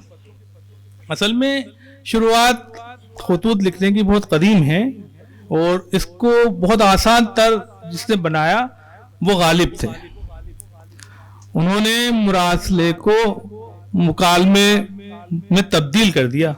यानी जो पहले रस्म व रिवाज आदाब थे, ख़त लिखने के आदमी अपनी बात कह नहीं पाता था और वो अदा व आदाब में अल्फाज लिखता रहता था, लेकिन गालिब ने डायरेक्टली अपने ख़त लिखना शुरू करे और डायलॉग करना शुरू कर दी, बात करना शुरू कर दी। उसका रिजल्ट ये हुआ है कि हर आदमी अपना दिल का गम, दिल का दर्द निकाल के ख़त में बयां कर देता था, और वो इंसान की ज़िंदगी की असल जड़ थी। यह समाज की जो उसमें खराबियां थी, अच्छाइयाँ थी, वो सामने आ जाती थी। तो वही काम हमारा ख़त का जो चलन था वो ख़त्म हो रहा था, वो नेगी साहब ने शुरू किया। मैं उनका शुक्रगुजार हूँ। इस विधा को उन्होंने ज़िंदा किया। और एक मैं आपको स्टूडेंट की हैसियत से ये बता दूँ कि चाहे ऑनलाइन पढ़ें या कहीं से पढ़ें, कितने ही दुनिया हमारी मुट्ठी में आ जाए, लेकिन एक किताब अगर हमारे हाथ में है, वो उनके वर्क की और वो कागज़ की खुशबू, वो रोशनाई की जाज़बियत, वो रोशनाई की खुशबू, वो कहीं से नहीं आ सकती। और ये दो चीज़ें ऐसी हैं जो आपको किताब में बांधे रखती है। तो ये हमारे लिए बहुत फ़ख्र की बात है कि हम वापस हमारी इस किताब को ज़िंदा कर रहे हैं। वो गुलाब के फूल इन्हीं किताबों में मिल सकते हैं, आपको टैग लगाने से नहीं मिलेंगे। बहुत अच्छा। मैं समर्थन करता हूँ मनु शर्मा जी की और बात को, सोशल मीडिया के हिसाब से टैग लगाने से नहीं, इनकी बात को भी समर्थन करता हूँ। हमारे दोस्त हैं, बहुत अजीज़ हैं, इनकी मोहब्बत इतनी है कि जाने क्या क्या किया गया मेरे लिए। मैं इस काबिल नहीं हूँ कि मोहब्बत बोल रही थी। दूसरी किताब पर मैं आना चाहूँगा, बागत्रो फेर। मैं आपको एक चीज़ यहाँ और गोश गुजार कर देना चाहता हूँ।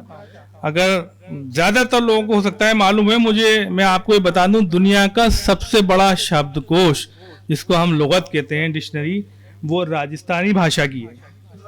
अगर आपको पता हो तो आप जिस परिवेश में जी रहे हैं, वो राजस्थान इतना रिच लिटरेचर है, राजस्थान कल्चर, राजस्थान की तहजीब, राजस्थान का आर्ट एंड कल्चर डिपार्टमेंट भी रिच है, ये भी बता दूं मैं आपको। तो उसकी मिसाल हमारे इन्होंने दी। हम लोग काफ़ी कोशिश करते हैं। और ये दो हजरात मेरे सामने हैं, मेरे भाई प्रदीप जी और ब्रादर अजीज़म ज़िया टोंकी साहब। हमने कोरोना में जो मेहनतें की हैं वो आप शायद यूट्यूब और फेसबुक पे देख सकते हैं। एक बात और मैं ये कहना चाहूँगा कि ये राजस्थानी भाषा वो भाषा है जिसके अंदर फारसी ही फारसी है। अगर हम तलाश करेंगे, बशर्त एक शर्त है उसमें, अभी तक तो ऐसा किसी ने छेड़खानी की नहीं, इसलिए कि भाषा के साथ सबसे ज़्यादा छेड़खानियाँ होती हैं। उर्दू के साथ छेड़खानी करके हिंदी बना दिया, हिंदी के साथ छेड़खानी करके उर्दू बना दिया, जबकि भाषा एक ही है, सिर्फ लिपि का फ़र्क है। राजस्थानी वो भाषा है जिसमें फारसी ही फारसी है। मैं आपको एक उदाहरण के तहत पूरी बात बता सकता हूँ। अगर मैं यहाँ पर ये बोलूँ उनरो बाबा, तो मैं क्या बोल रहा हूँ आप बता सकते हैं? उनरा बाबा राजस्थान के लोग हों जी, उसके दादा, तो यही एक लफ्ज एक सेंटेंस आप नहीं हटा सकते। आप ये कह रहे हो ये राजस्थानी है, मैं 100% दावा कर रहा हूं कि ये फारसी है। ये जो रॉ फेर लिखा है ये भी फारसी है, तरकीब फारसी है, जो ग्रामर लिख या तराकीब कहते हैं वो फारसी है। तो राजस्थानी इस एतबार से भी है, और राजस्थानी लैंग्वेज में जितनी जाज़बियत है, जितनी मिठास है, जितना राजस्थानी फोक है, इतना ही फोक आप अगर देखेंगे पर्शियन फोक में, आप पर्शियन फोक समझेंगे नहीं, मैं दावे के साथ कहूँगा, लेकिन आप झूम उठेंगे। आप पर्शियन कव्वाली सुन लीजिए, आप नहीं समझ रहे। मैं खुद मौजूद था, मैं दिल्ली में था और इंटरनेशनल सेमिनार हो रहा था, और मैं स्टूडेंट ही था उस ज़माने में। तो हाफिज़ शिराजी पर सेमिनार था ईरान कल्चर हाउस की तरफ से, हम अलीगढ़ की तरफ से गए थे एज ए स्टूडेंट। और जाहिर बात है स्टूडेंट ने तो कुछ इतना समझते नहीं, और जो आसपास का माहौल था दिल्ली वालों का वो भी था। तो वहाँ हाफिज़ शिराजी की गज़ल शुरू हो गई। मैंने उन लोगों को भी झूमते हुए देखा जो फारसी की अलीफ बे से वाकिफ नहीं थे। ये फोक और ये लैंग्वेज में अट्रैक्शन होता है, तो ये दो लैंग्वेज में ज़्यादा है। आप राजस्थानी फोक सुनेंगे, एक तीसरा फोक और है पंजाबी फोक, वो भी उसमें भी ये जाज़बियत है, और एक राजस्थानी फोक। तो राजस्थान में ये ट्रांसलेशन काबिल मुबारकबाद है, इसके लिए भी मैं आपको मुबारकबाद पेश करता हूँ। और ये सबसे बड़ी बात, ये कैसा रिश्ता, हालांकि मैंने ये पढ़ी नहीं, उनकी और दूसरी चीज़ें मैंने पढ़ी हैं, तो मैं शायद आप उसको मुबालगा समझें। अगर हम नावल या उपन्यास का दौर शुरू करें तो मेरे ख्याल से प्रेमचंद से शुरू कर लें, और सर बैठे में हैं। प्रेमचंद की जो लेखनी में असर था वो बड़ा भावुक था। वो उस किरदार को इस तरह पेश करते थे गोया कि आपके सामने जिंदा तस्वीर चली आ रही है। ये किरदार कशी, ये किरदार को बयान करना, माहौलियात को बयान करना, ये किसी नावल निगार के लिए मुश्किल काम भी है और आसान काम भी है, और यही काम करके हमारे नेगी साहब ने दिखाया है। वो प्रेमचंद की शैली, उसको जिंदा करना बहुत बड़ी बात है। गालिब को जिंदा कर दिया है आपने, प्रेमचंद को जिंदा कर दिया है। मैं मुबारकबाद पेश करता हूँ आपको। जो नावल में लवाजिमात होते हैं वो आपने भरपूर अंदाज में अपनी लेखनी में बयान किए हैं, और आप अपनी लेखनी से ही जिंदा हैं। और लेखनी से कैसे जिंदा किया जा सकता, ये कैसा रिश्ता, ये कैसा रिश्ता लिख देना आसान होता है, लेकिन इसमें असर कब पैदा होगा। आपने लिख दिया, एक आदमी भी लिख रहा है, उसकी बुक पे या उसकी लेखनी पे कोई असर नहीं हो रहा, दूसरा आदमी वही बात लिख रहा है लेकिन असर हो रहा है। क्यों हो रहा है? वो इसलिए हो रहा है कि ये शख्स जो लिख रहा है वो जी के दिखा रहा है। वो रिश्ते जी के दिखाएं, अपनी असल से वो दरख्त तनावर हो जाता है, सब ज्यादा सरसब्ज हो जाता है, जो अपनी जड़ों से मोहब्बत करता है, अपनी जड़ों में ज्यादा मजबूत हो जाता है। आप अपनी जड़ों से मजबूत हैं, और जड़ों से मजबूत होने की वजह से आज एक सरसब्ज और ताकतवर तनावर दरख्त हो गए हैं, और जिसका फ़ायदा राजस्थान उठा रहा है, टोंक उठा रहा है। हम आपके ममनून और मशकूर हैं, और आप सबके भी ममनून और मशकूर हैं। और ख़ास तौर से हमारे इतना शानदार संचालन कर रहे हैं प्रदीप जी, बहुत बहुत मशकूर हैं। और मैं आपका मैंने समा खराशी के लिए इसके लिए मैं माफ़ी चाह रहा हूँ और बहुत बहुत शुक्रिया। लेकिन एक शेर और मैं पढ़ना चाहूँगा अगर इजाज़त दें, क्योंकि ये हमारे लिए APRI का दरवाज़ा सभी के लिए खुला है, सबका APRI। टोंक और राजस्थान हिंदुस्तान का नहीं, हम फॉरेन स्कॉलर्स की भी इतनी इज्जत करते हैं और यही वजह है कि आज हमारे यहाँ कोरोना काल से पहले फॉरेन स्कॉलर की तादाद ज़्यादा हुई, ख़ास तौर से जर्मन स्कॉलर ज़्यादा आए। तो मैं इस के लिए भी आपका शुक्रिया अदा करूँगा कि आपने इसको अपना घर समझा और यहाँ पर आपने फंक्शन रखा। और आप सब लोगों के लिए मैं गुजारिश करता हूँ, ये आपका अपना घर है, आप जब चाहें तशरीफ़ लाएँ। उनका खुलूस, उनकी मोहब्बत तो देखिए, उनका खुलूस, उनकी मोहब्बत तो देखिए, घर पर वो आए हैं, मेरी किस्मत तो देखिए। उनका खुलूस, उनकी मोहब्बत तो देखिए, वो घर पे आए, मेरी किस्मत तो देखिए। तालियां हो जाएं डायरेक्ट साहब, बहुत अच्छा बोले आप। और राजस्थानियों का अपना जीने का अंदाज़, खैर उस बारे में बातें अब मैं जिन्हें आमंत्रित करने जा रहा हूँ, जिनके बारे में बहुत सारी बातें आपने अपने हरिराम जी ने की थी किवाड़ा साहब ने, और उन्हें बताया। मैं कभी रहा था कि मैं जब भी अखबार में पढ़ता था आपसे मिला नहीं था। पहली बार मुझे जब आपने एक रेड की थी, अभी कुछ दिनों पहले एक रेड की थी, रेड की आपने, एक नकली घी पकड़ा था। तो वो मेरे क्या है, वो जो नकली घी पकड़ा गया था वो मेरी बहन के मकान के पास में पकड़ा गया। तो मेरी बहन ने पहली बार कहा कि वो MD मैम आई थी। तो फिर मैंने अखबार में पढ़ा, फिर मैंने इसको कंफर्म किया, तब मुझे मालूम हुआ कि आप महिला नहीं, आप पुरुष नहीं, महिला हैं। लेकिन आपके व्यक्तित्व के बारे में जो भाई ने अभिव्यक्त किया, मेरे मित्र किवाड़ा जी ने, उसे लगता है कि आप इस रूप में महिला हैं, लेकिन आप में पुरुष का व्यक्तित्व शामिल है।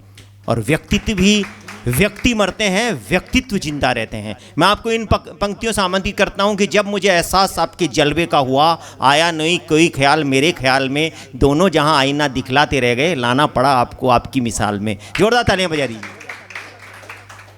आदरणीय मंच पर मंचासीन सभी टोंक शहर के विभूति, जैसा कि लगभग सब बता ही दिया नेगी जी के बारे, फिर भी मेरा भी कुछ कहने का मन है कि एक तो आपका नाम ही चरितार्थ है, नाम ही डॉक्टर सूरज सिंह। सूरज में जो रोशनी है वही आपकी बुक्स में और वही आपके व्यवहार में और आचरण में, जैसा कि मैंने सुना है।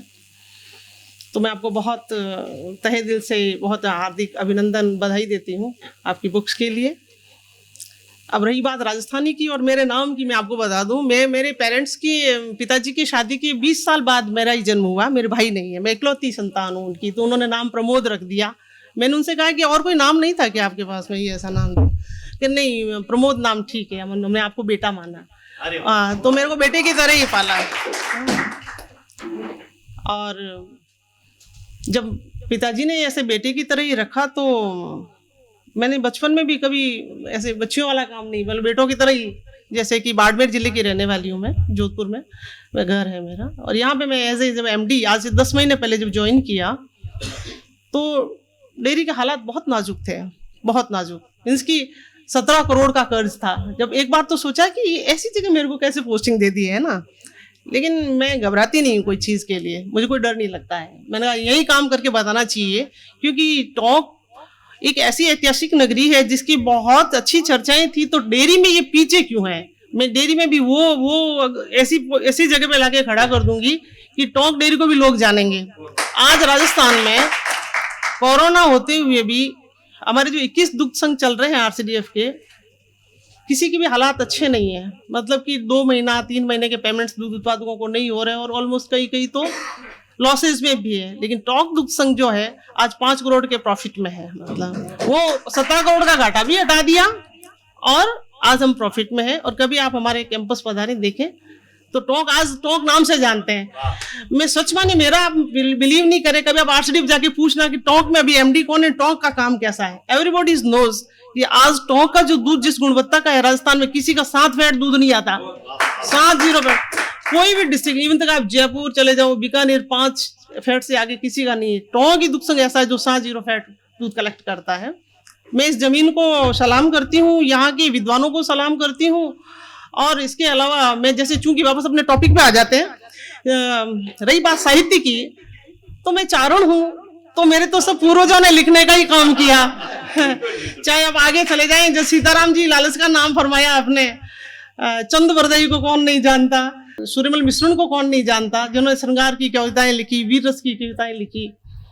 बाकीदास जी को कौन नहीं जानता।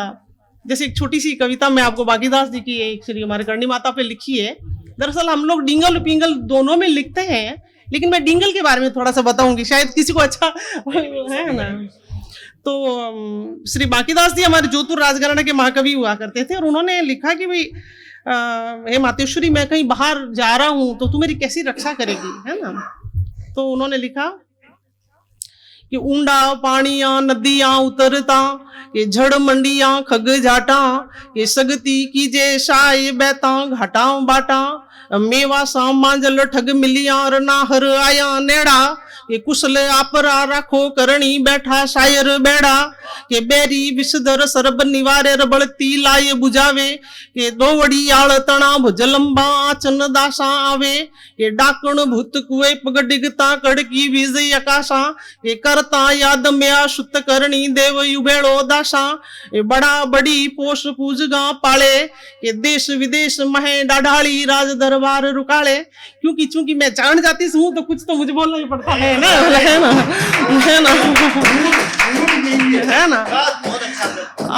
अब दूसरी बात मैं ये कहूंगी, बोलने का बहुत शौक है कि जमीन जो है ना कभी अपना बीज नहीं खोती है। जमीन अपना कभी बीज नहीं खोती है। चाहे गालिब साहब को देखो, चाहे मुंशी प्रेमचंद को देखो, तो बीज कैसे खो सकती है। नेगी साहब जैसे बीज तो है ना यहाँ पे, अगेन मतलब है ना, जमीन कभी बीज नहीं खोती है। लोग कहते हैं कि साहब ये कलयुग है, वो है, ये है। मैं सोचती हूँ कि कोई कलयुग नहीं है। आप वैसे रहिए, आप सतयुग पैदा कर सकते हैं, है ना। जैसा कि आपने बताया बहुत जल्दी साहब नहीं रहे, 15 महीने मेरा वैवाहिक जीवन रहा।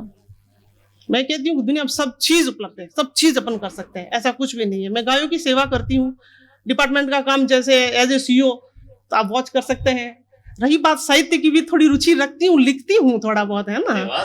हाँ, थोड़ा बहुत लिख लेती हूँ। वैसे मैं हाजिर हुई थी डायरेक्टर साहब के पास में एक दिन, मैंने कहा आई हैव अकबरनामा, मेरे घर पे अकबरनामा लिखा है और पढ़ा है। हमारी एक छोटी सी लाइब्रेरी है ना। और सूफीज्म के बारे में भी, दरअसल मैंने जो मेरी जो आध्यात्मिक साधना जो शुरू हुई ना, मैं सूफीज्म को बहुत मानती हूँ, बहुत ज्यादा, है ना। मैं बस एक ही समझती हूँ कि किसी से प्रेम करो, परमात्मा से प्रेम करो तो वापस मिलता है ना। मतलब गायों से मुझे क्यों रुचि है, मैं कहती हूँ गायों की आंखों में जो स्नेह है वो कहीं हो नहीं सकता। मतलब मेरे आधी रात में गायें दिखती है तो मुझे लगता है गाय है वही सब कुछ है। तो स्नेह से का तो भगवान भूखा है ना। मीरा ने बुला लिया प्रेम से भगवान को, है, यानी रसकान ने बुला लिया। जायसी ने भी बहुत ही अच्छे लिखा है। तो यह बहुत मतलब स्नेह, सूफीज्म एक स्नेह कहता है। स्नेह से क्या नहीं हो सकता, भगवान सामने खड़े हो सकते हैं अगर हम सच्चे दिल से परमात्मा से प्रेम करते हैं, तो क्यों नहीं, है ना। तो बहुत बहुत धन्यवाद कि आपने मेरे को यहाँ इतना आदर दिया, सम्मान दिया और मंच पे समय दिया, उसके लिए बहुत बहुत थैंक्स। जय गौ माता, शुक्रिया।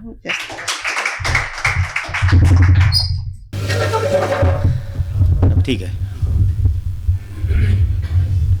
धन्यवाद मैम। और डिंगल बहुत अच्छी पढ़ी आपने, बहुत अच्छी सुनाई।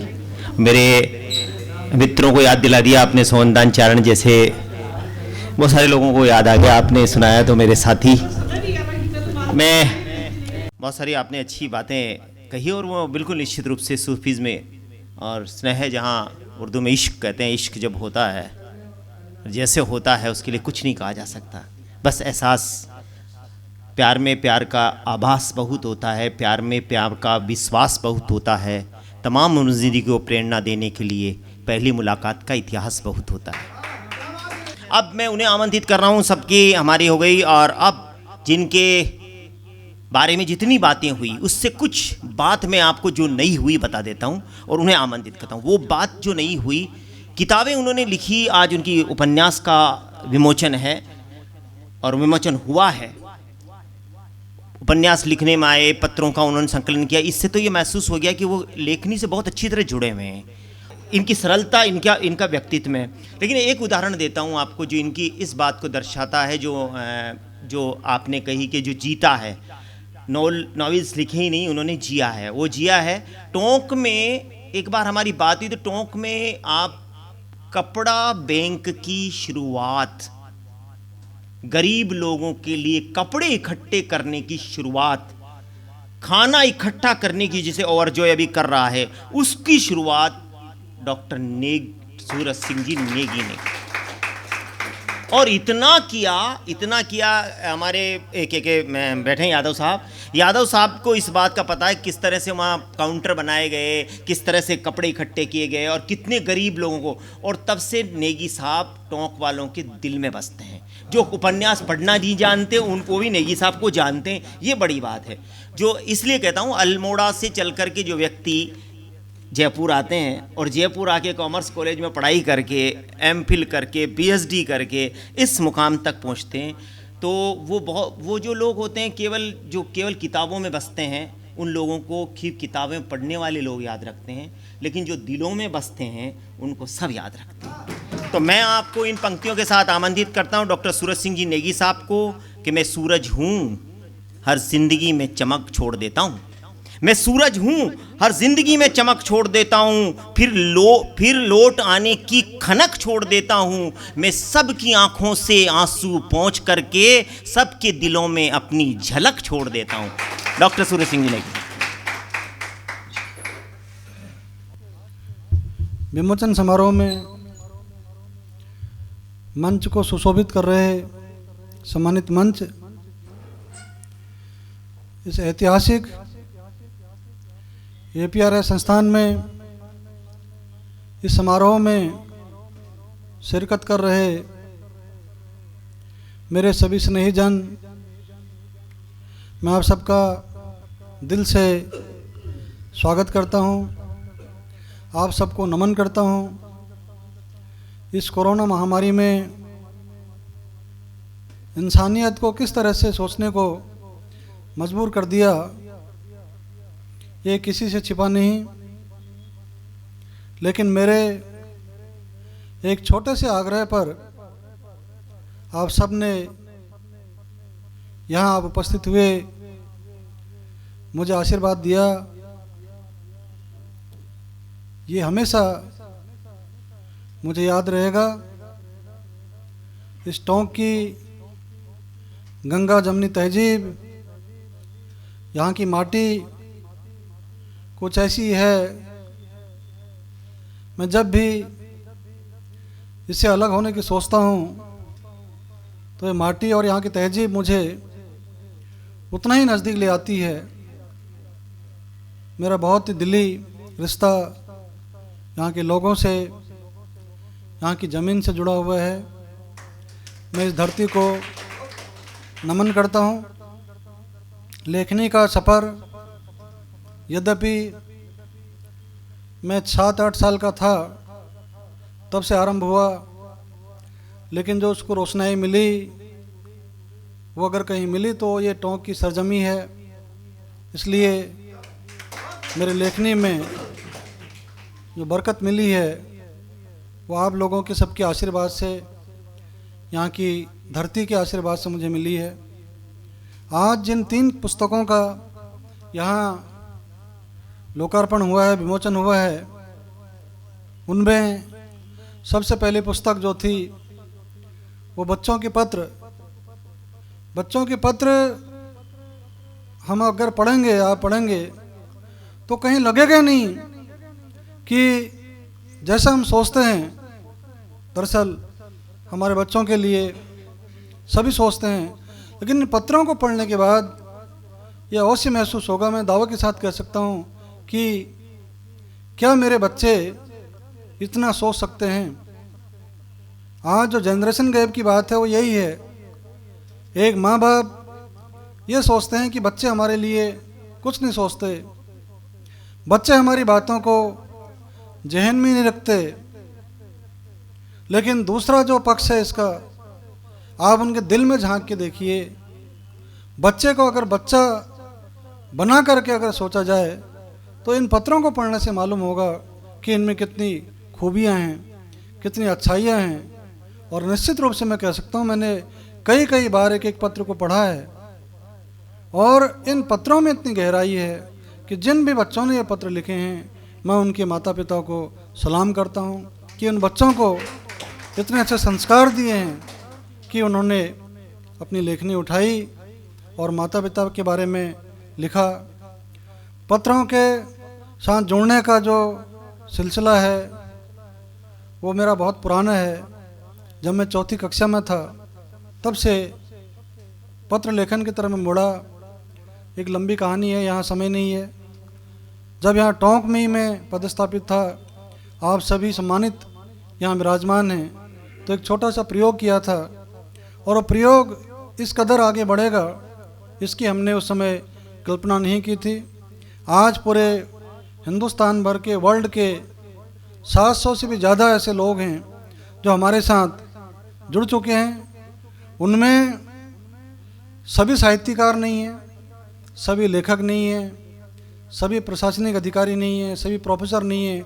एक घर की आम जो कामकाजी महिला से लेकर के एक ऊंचे पद पर बैठी हुई महिलाएं, पुरुष, हर तरह के लोग इस पाती लेखन मुहिम से आज जुड़ चुके हैं। हिंदुस्तान भर के अनेक स्कूलों के 6000 से भी ज़्यादा बच्चे हमारी इस पाती लेखन मुहिम से आज जुड़ चुके हैं। ये जो प्रयोग था बच्चों के पत्र का, ये टोडा की ज़मीन को मैं नमन करता हूँ। मेरे राजकीय सेवा काल का सबसे अधिक जो समय अब तक का जो व्यतीत हुआ वो टोडा में हुआ। टोडा को लेकर के मेरी हसरत थी कि कुछ ऐसा किया जाए ताकि टोडा के बच्चों का कुछ आगे नाम आए, तो हमने प्रयोग किए। यहाँ हमारे मित्र जो कंधे से कंधा मिला करके हमेशा चले, साहित्य मंच का गठन हुआ। आदरणीय शिवराज जी कुर्मी साहब यहाँ विराजमान हैं, आदरणीय दिनेश जी जैन यहाँ विराजमान हैं। एक टोडा में साहित्य मंच बना, इन लोगों ने संबल प्रदान किया और ये प्रयोग हमने किए। करीब टोडा राय सिंह के 35 स्कूलों में हमने पत्र लेखन का कंपटीशन करवाया। करीब 1500 बच्चों ने उसमें भाग लिया और उसमें मेहनत करके इन लोगों ने 91 पत्रों को सेलेक्ट किया, जो आपके सामने बच्चों के पत्र के नाम से आज ये सामने आएगी। इसमें मेरा अकेले का कुछ नहीं है, इसमें टोडा राय सिंह साहित्य मंच का बहुत बड़ा योगदान है। तो जितना मेरा योगदान है उससे कहीं अधिक मैं टोडा राय सिंह साहित्य मंच को नमन करता हूँ। अगर इन लोगों का सहयोग नहीं होता तो शायद ये पुस्तक इतनी आसानी से, इतने तरीके से नहीं आती। आदरणीय कुर्मी जी का, दिनेश जी का और जितने भी साहित्य मंच के लोग हैं उन सबको मैं नमन करता हूँ। मेरे लेखन में सर्वाधिक जो योगदान रहा, जिसने मुझे कलम पकड़ाई, जो अब रही नहीं, जिनका मुझे हमेशा आशीष मिला, यद्यपि वो सशरीर मेरे साथ नहीं है, लेकिन आज भी वो मुझे कहीं ना कहीं देख करके, ऊपर देख करके हमेशा मेरा रास्ता दिखा रही। मेरी माँ, जिन्होंने मुझे बचपन से ही ये सिखा दिया कि संवेदनशीलता क्या होती है। बुरा जो दौर होता है हमेशा नहीं रहता, हमेशा बुरा दौर को भूल जाओ, हमेशा नई सुबह आएगी। ऐसी कई बातें थी और सच मानिए तो मुझे लेखनी की तरफ जो प्रेरित करने का जो श्रेय जाता है मेरी माँ को जाता है। ये जो पुस्तक है, ये कैसा रिश्ता, ये इसकी बहुत लंबी कहानी है। ये आप अगर इसको पढ़ेंगे मेरी बात में तो पूरी बात इसमें ये समझ में आएगी। मेरी माँ ने ही मुझे बार बार प्रेरित किया कि लिखते रहो, लिखते रहो। क्यों नहीं लिखते? जब बाद में उनकी स्थिति बहुत ज़्यादा नाजुक हो गई थी तो वो ज़्यादा समझ नहीं पाती थी, बोल नहीं पाती थी, तो बीच बीच में जब वो आती थी अपने उससे जागृत अवस्था में, तो एक ही लफ्ज़ उनके मुँह ज़बान पर होता था कि लिखता क्यों नहीं, लिखता क्यों नहीं। तो ये हमेशा मुझे प्रेरणा मिली।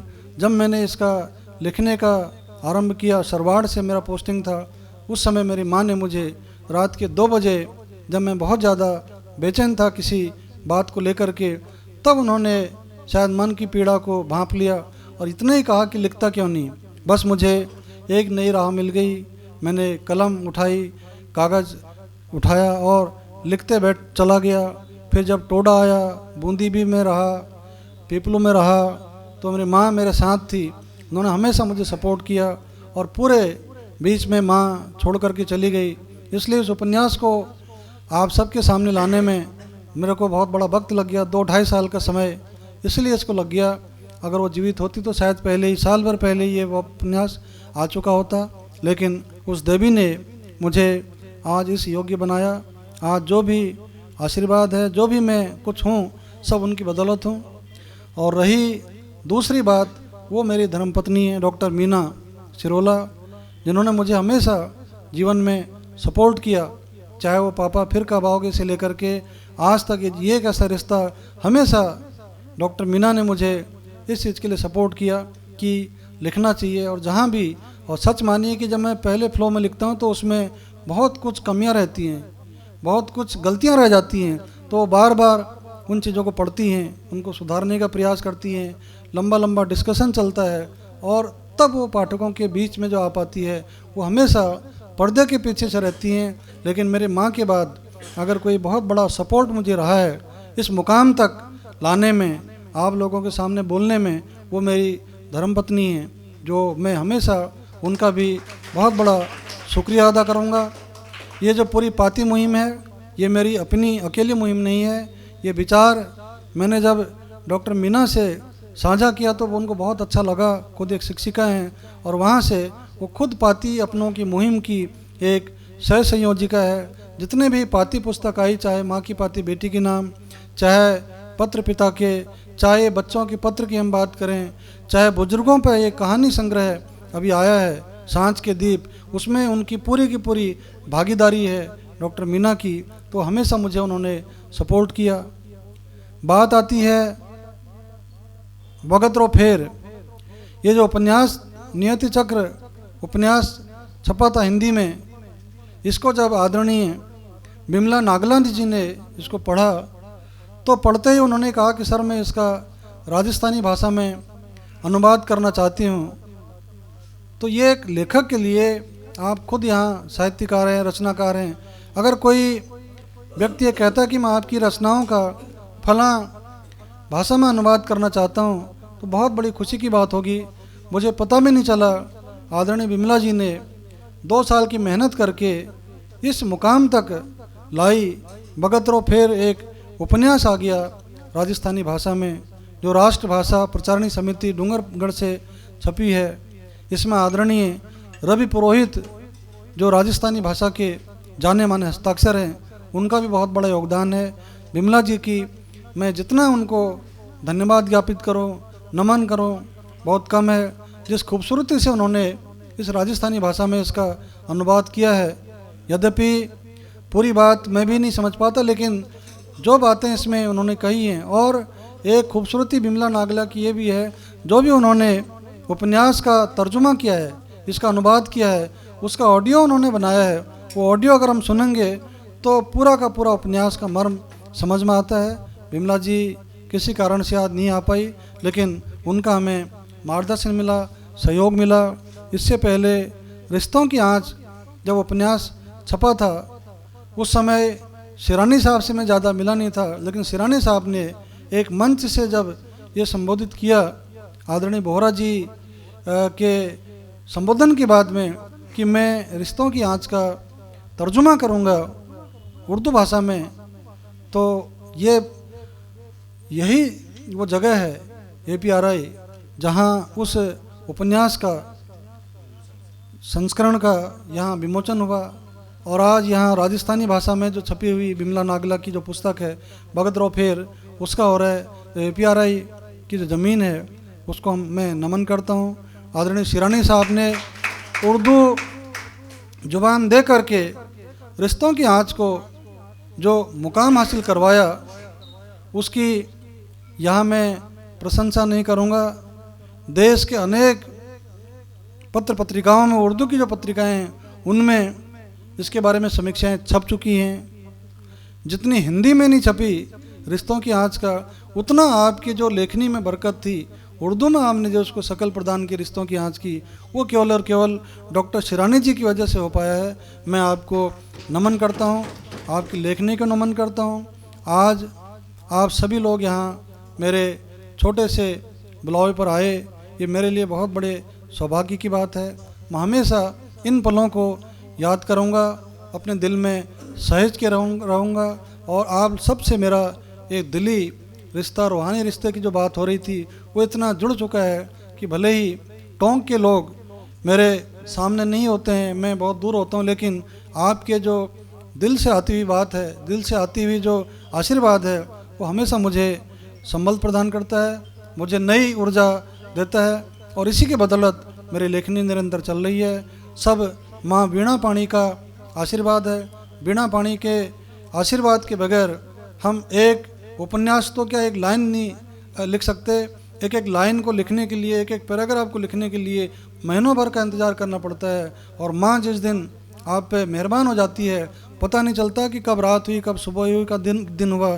कलम अपने आप में खुद ब खुद बढ़ती चली जाती है। ये जो लिखा है इसमें मेरा कलम हो सकती है मेरी हो, स्याही हो सकती है मेरा हो, कागज़ हो सकता है मैं ख़रीद के लाया हूँ, लेकिन जो संस्कार हैं, जो मातेश्वरी आशीर्वाद देती है और वो किस दिशा में ले जाना चाहती है, मैं सच मानिए यहाँ खुले मन से कहना चाहता हूँ, मुझे खुद को पता नहीं कि मैं किस सोच को लेकर के कलम लेकर के बैठने चलता हूँ। न जाने सरस्वती माता किस दिशा में ले जा कर के छोड़ देती कि यहाँ आकर के इसको एंड होना है।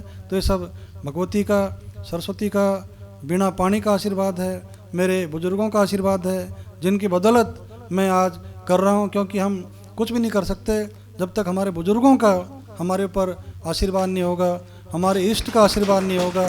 और सबसे बड़ी बात, जो लोग जिनके बीच में हम रह कर के काम करते हैं, जिनके साथ में हम समूह में रह के काम करते हैं, उन सब की दुआएं अगर हमारे साथ रहती हैं तो मुश्किल से मुश्किल काम भी बहुत आसान हो जाता है।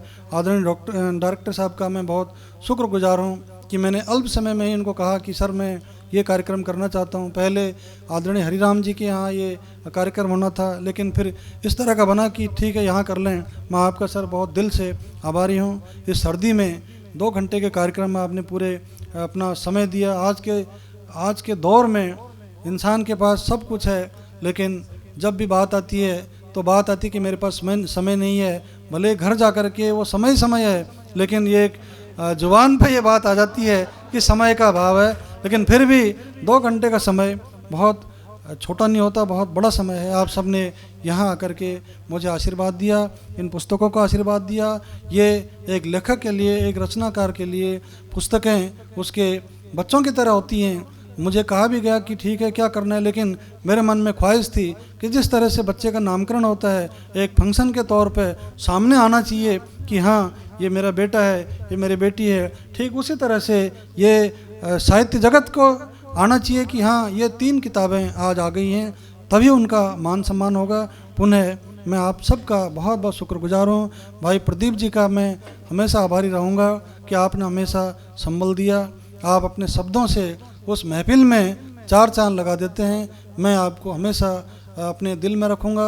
आदरणीय साद साहब यहाँ मौजूद हैं, आपका हमेशा मुझे आशीर्वाद मिला। साबिर नागौरी साहब हैं, समय की कमी की वजह से आप सबको यहाँ मंच पर आकर के बोलने का समय नहीं मिल पाएगा, इसके लिए मैं आप सबसे हाथ जोड़ करके माफ़ी चाहूँगा। लेकिन आपकी जो उपस्थिति रही वो हमेशा मुझे याद रहेगी। बहुत बहुत आपका आभार, नमन। जय हिंद, जय भारत।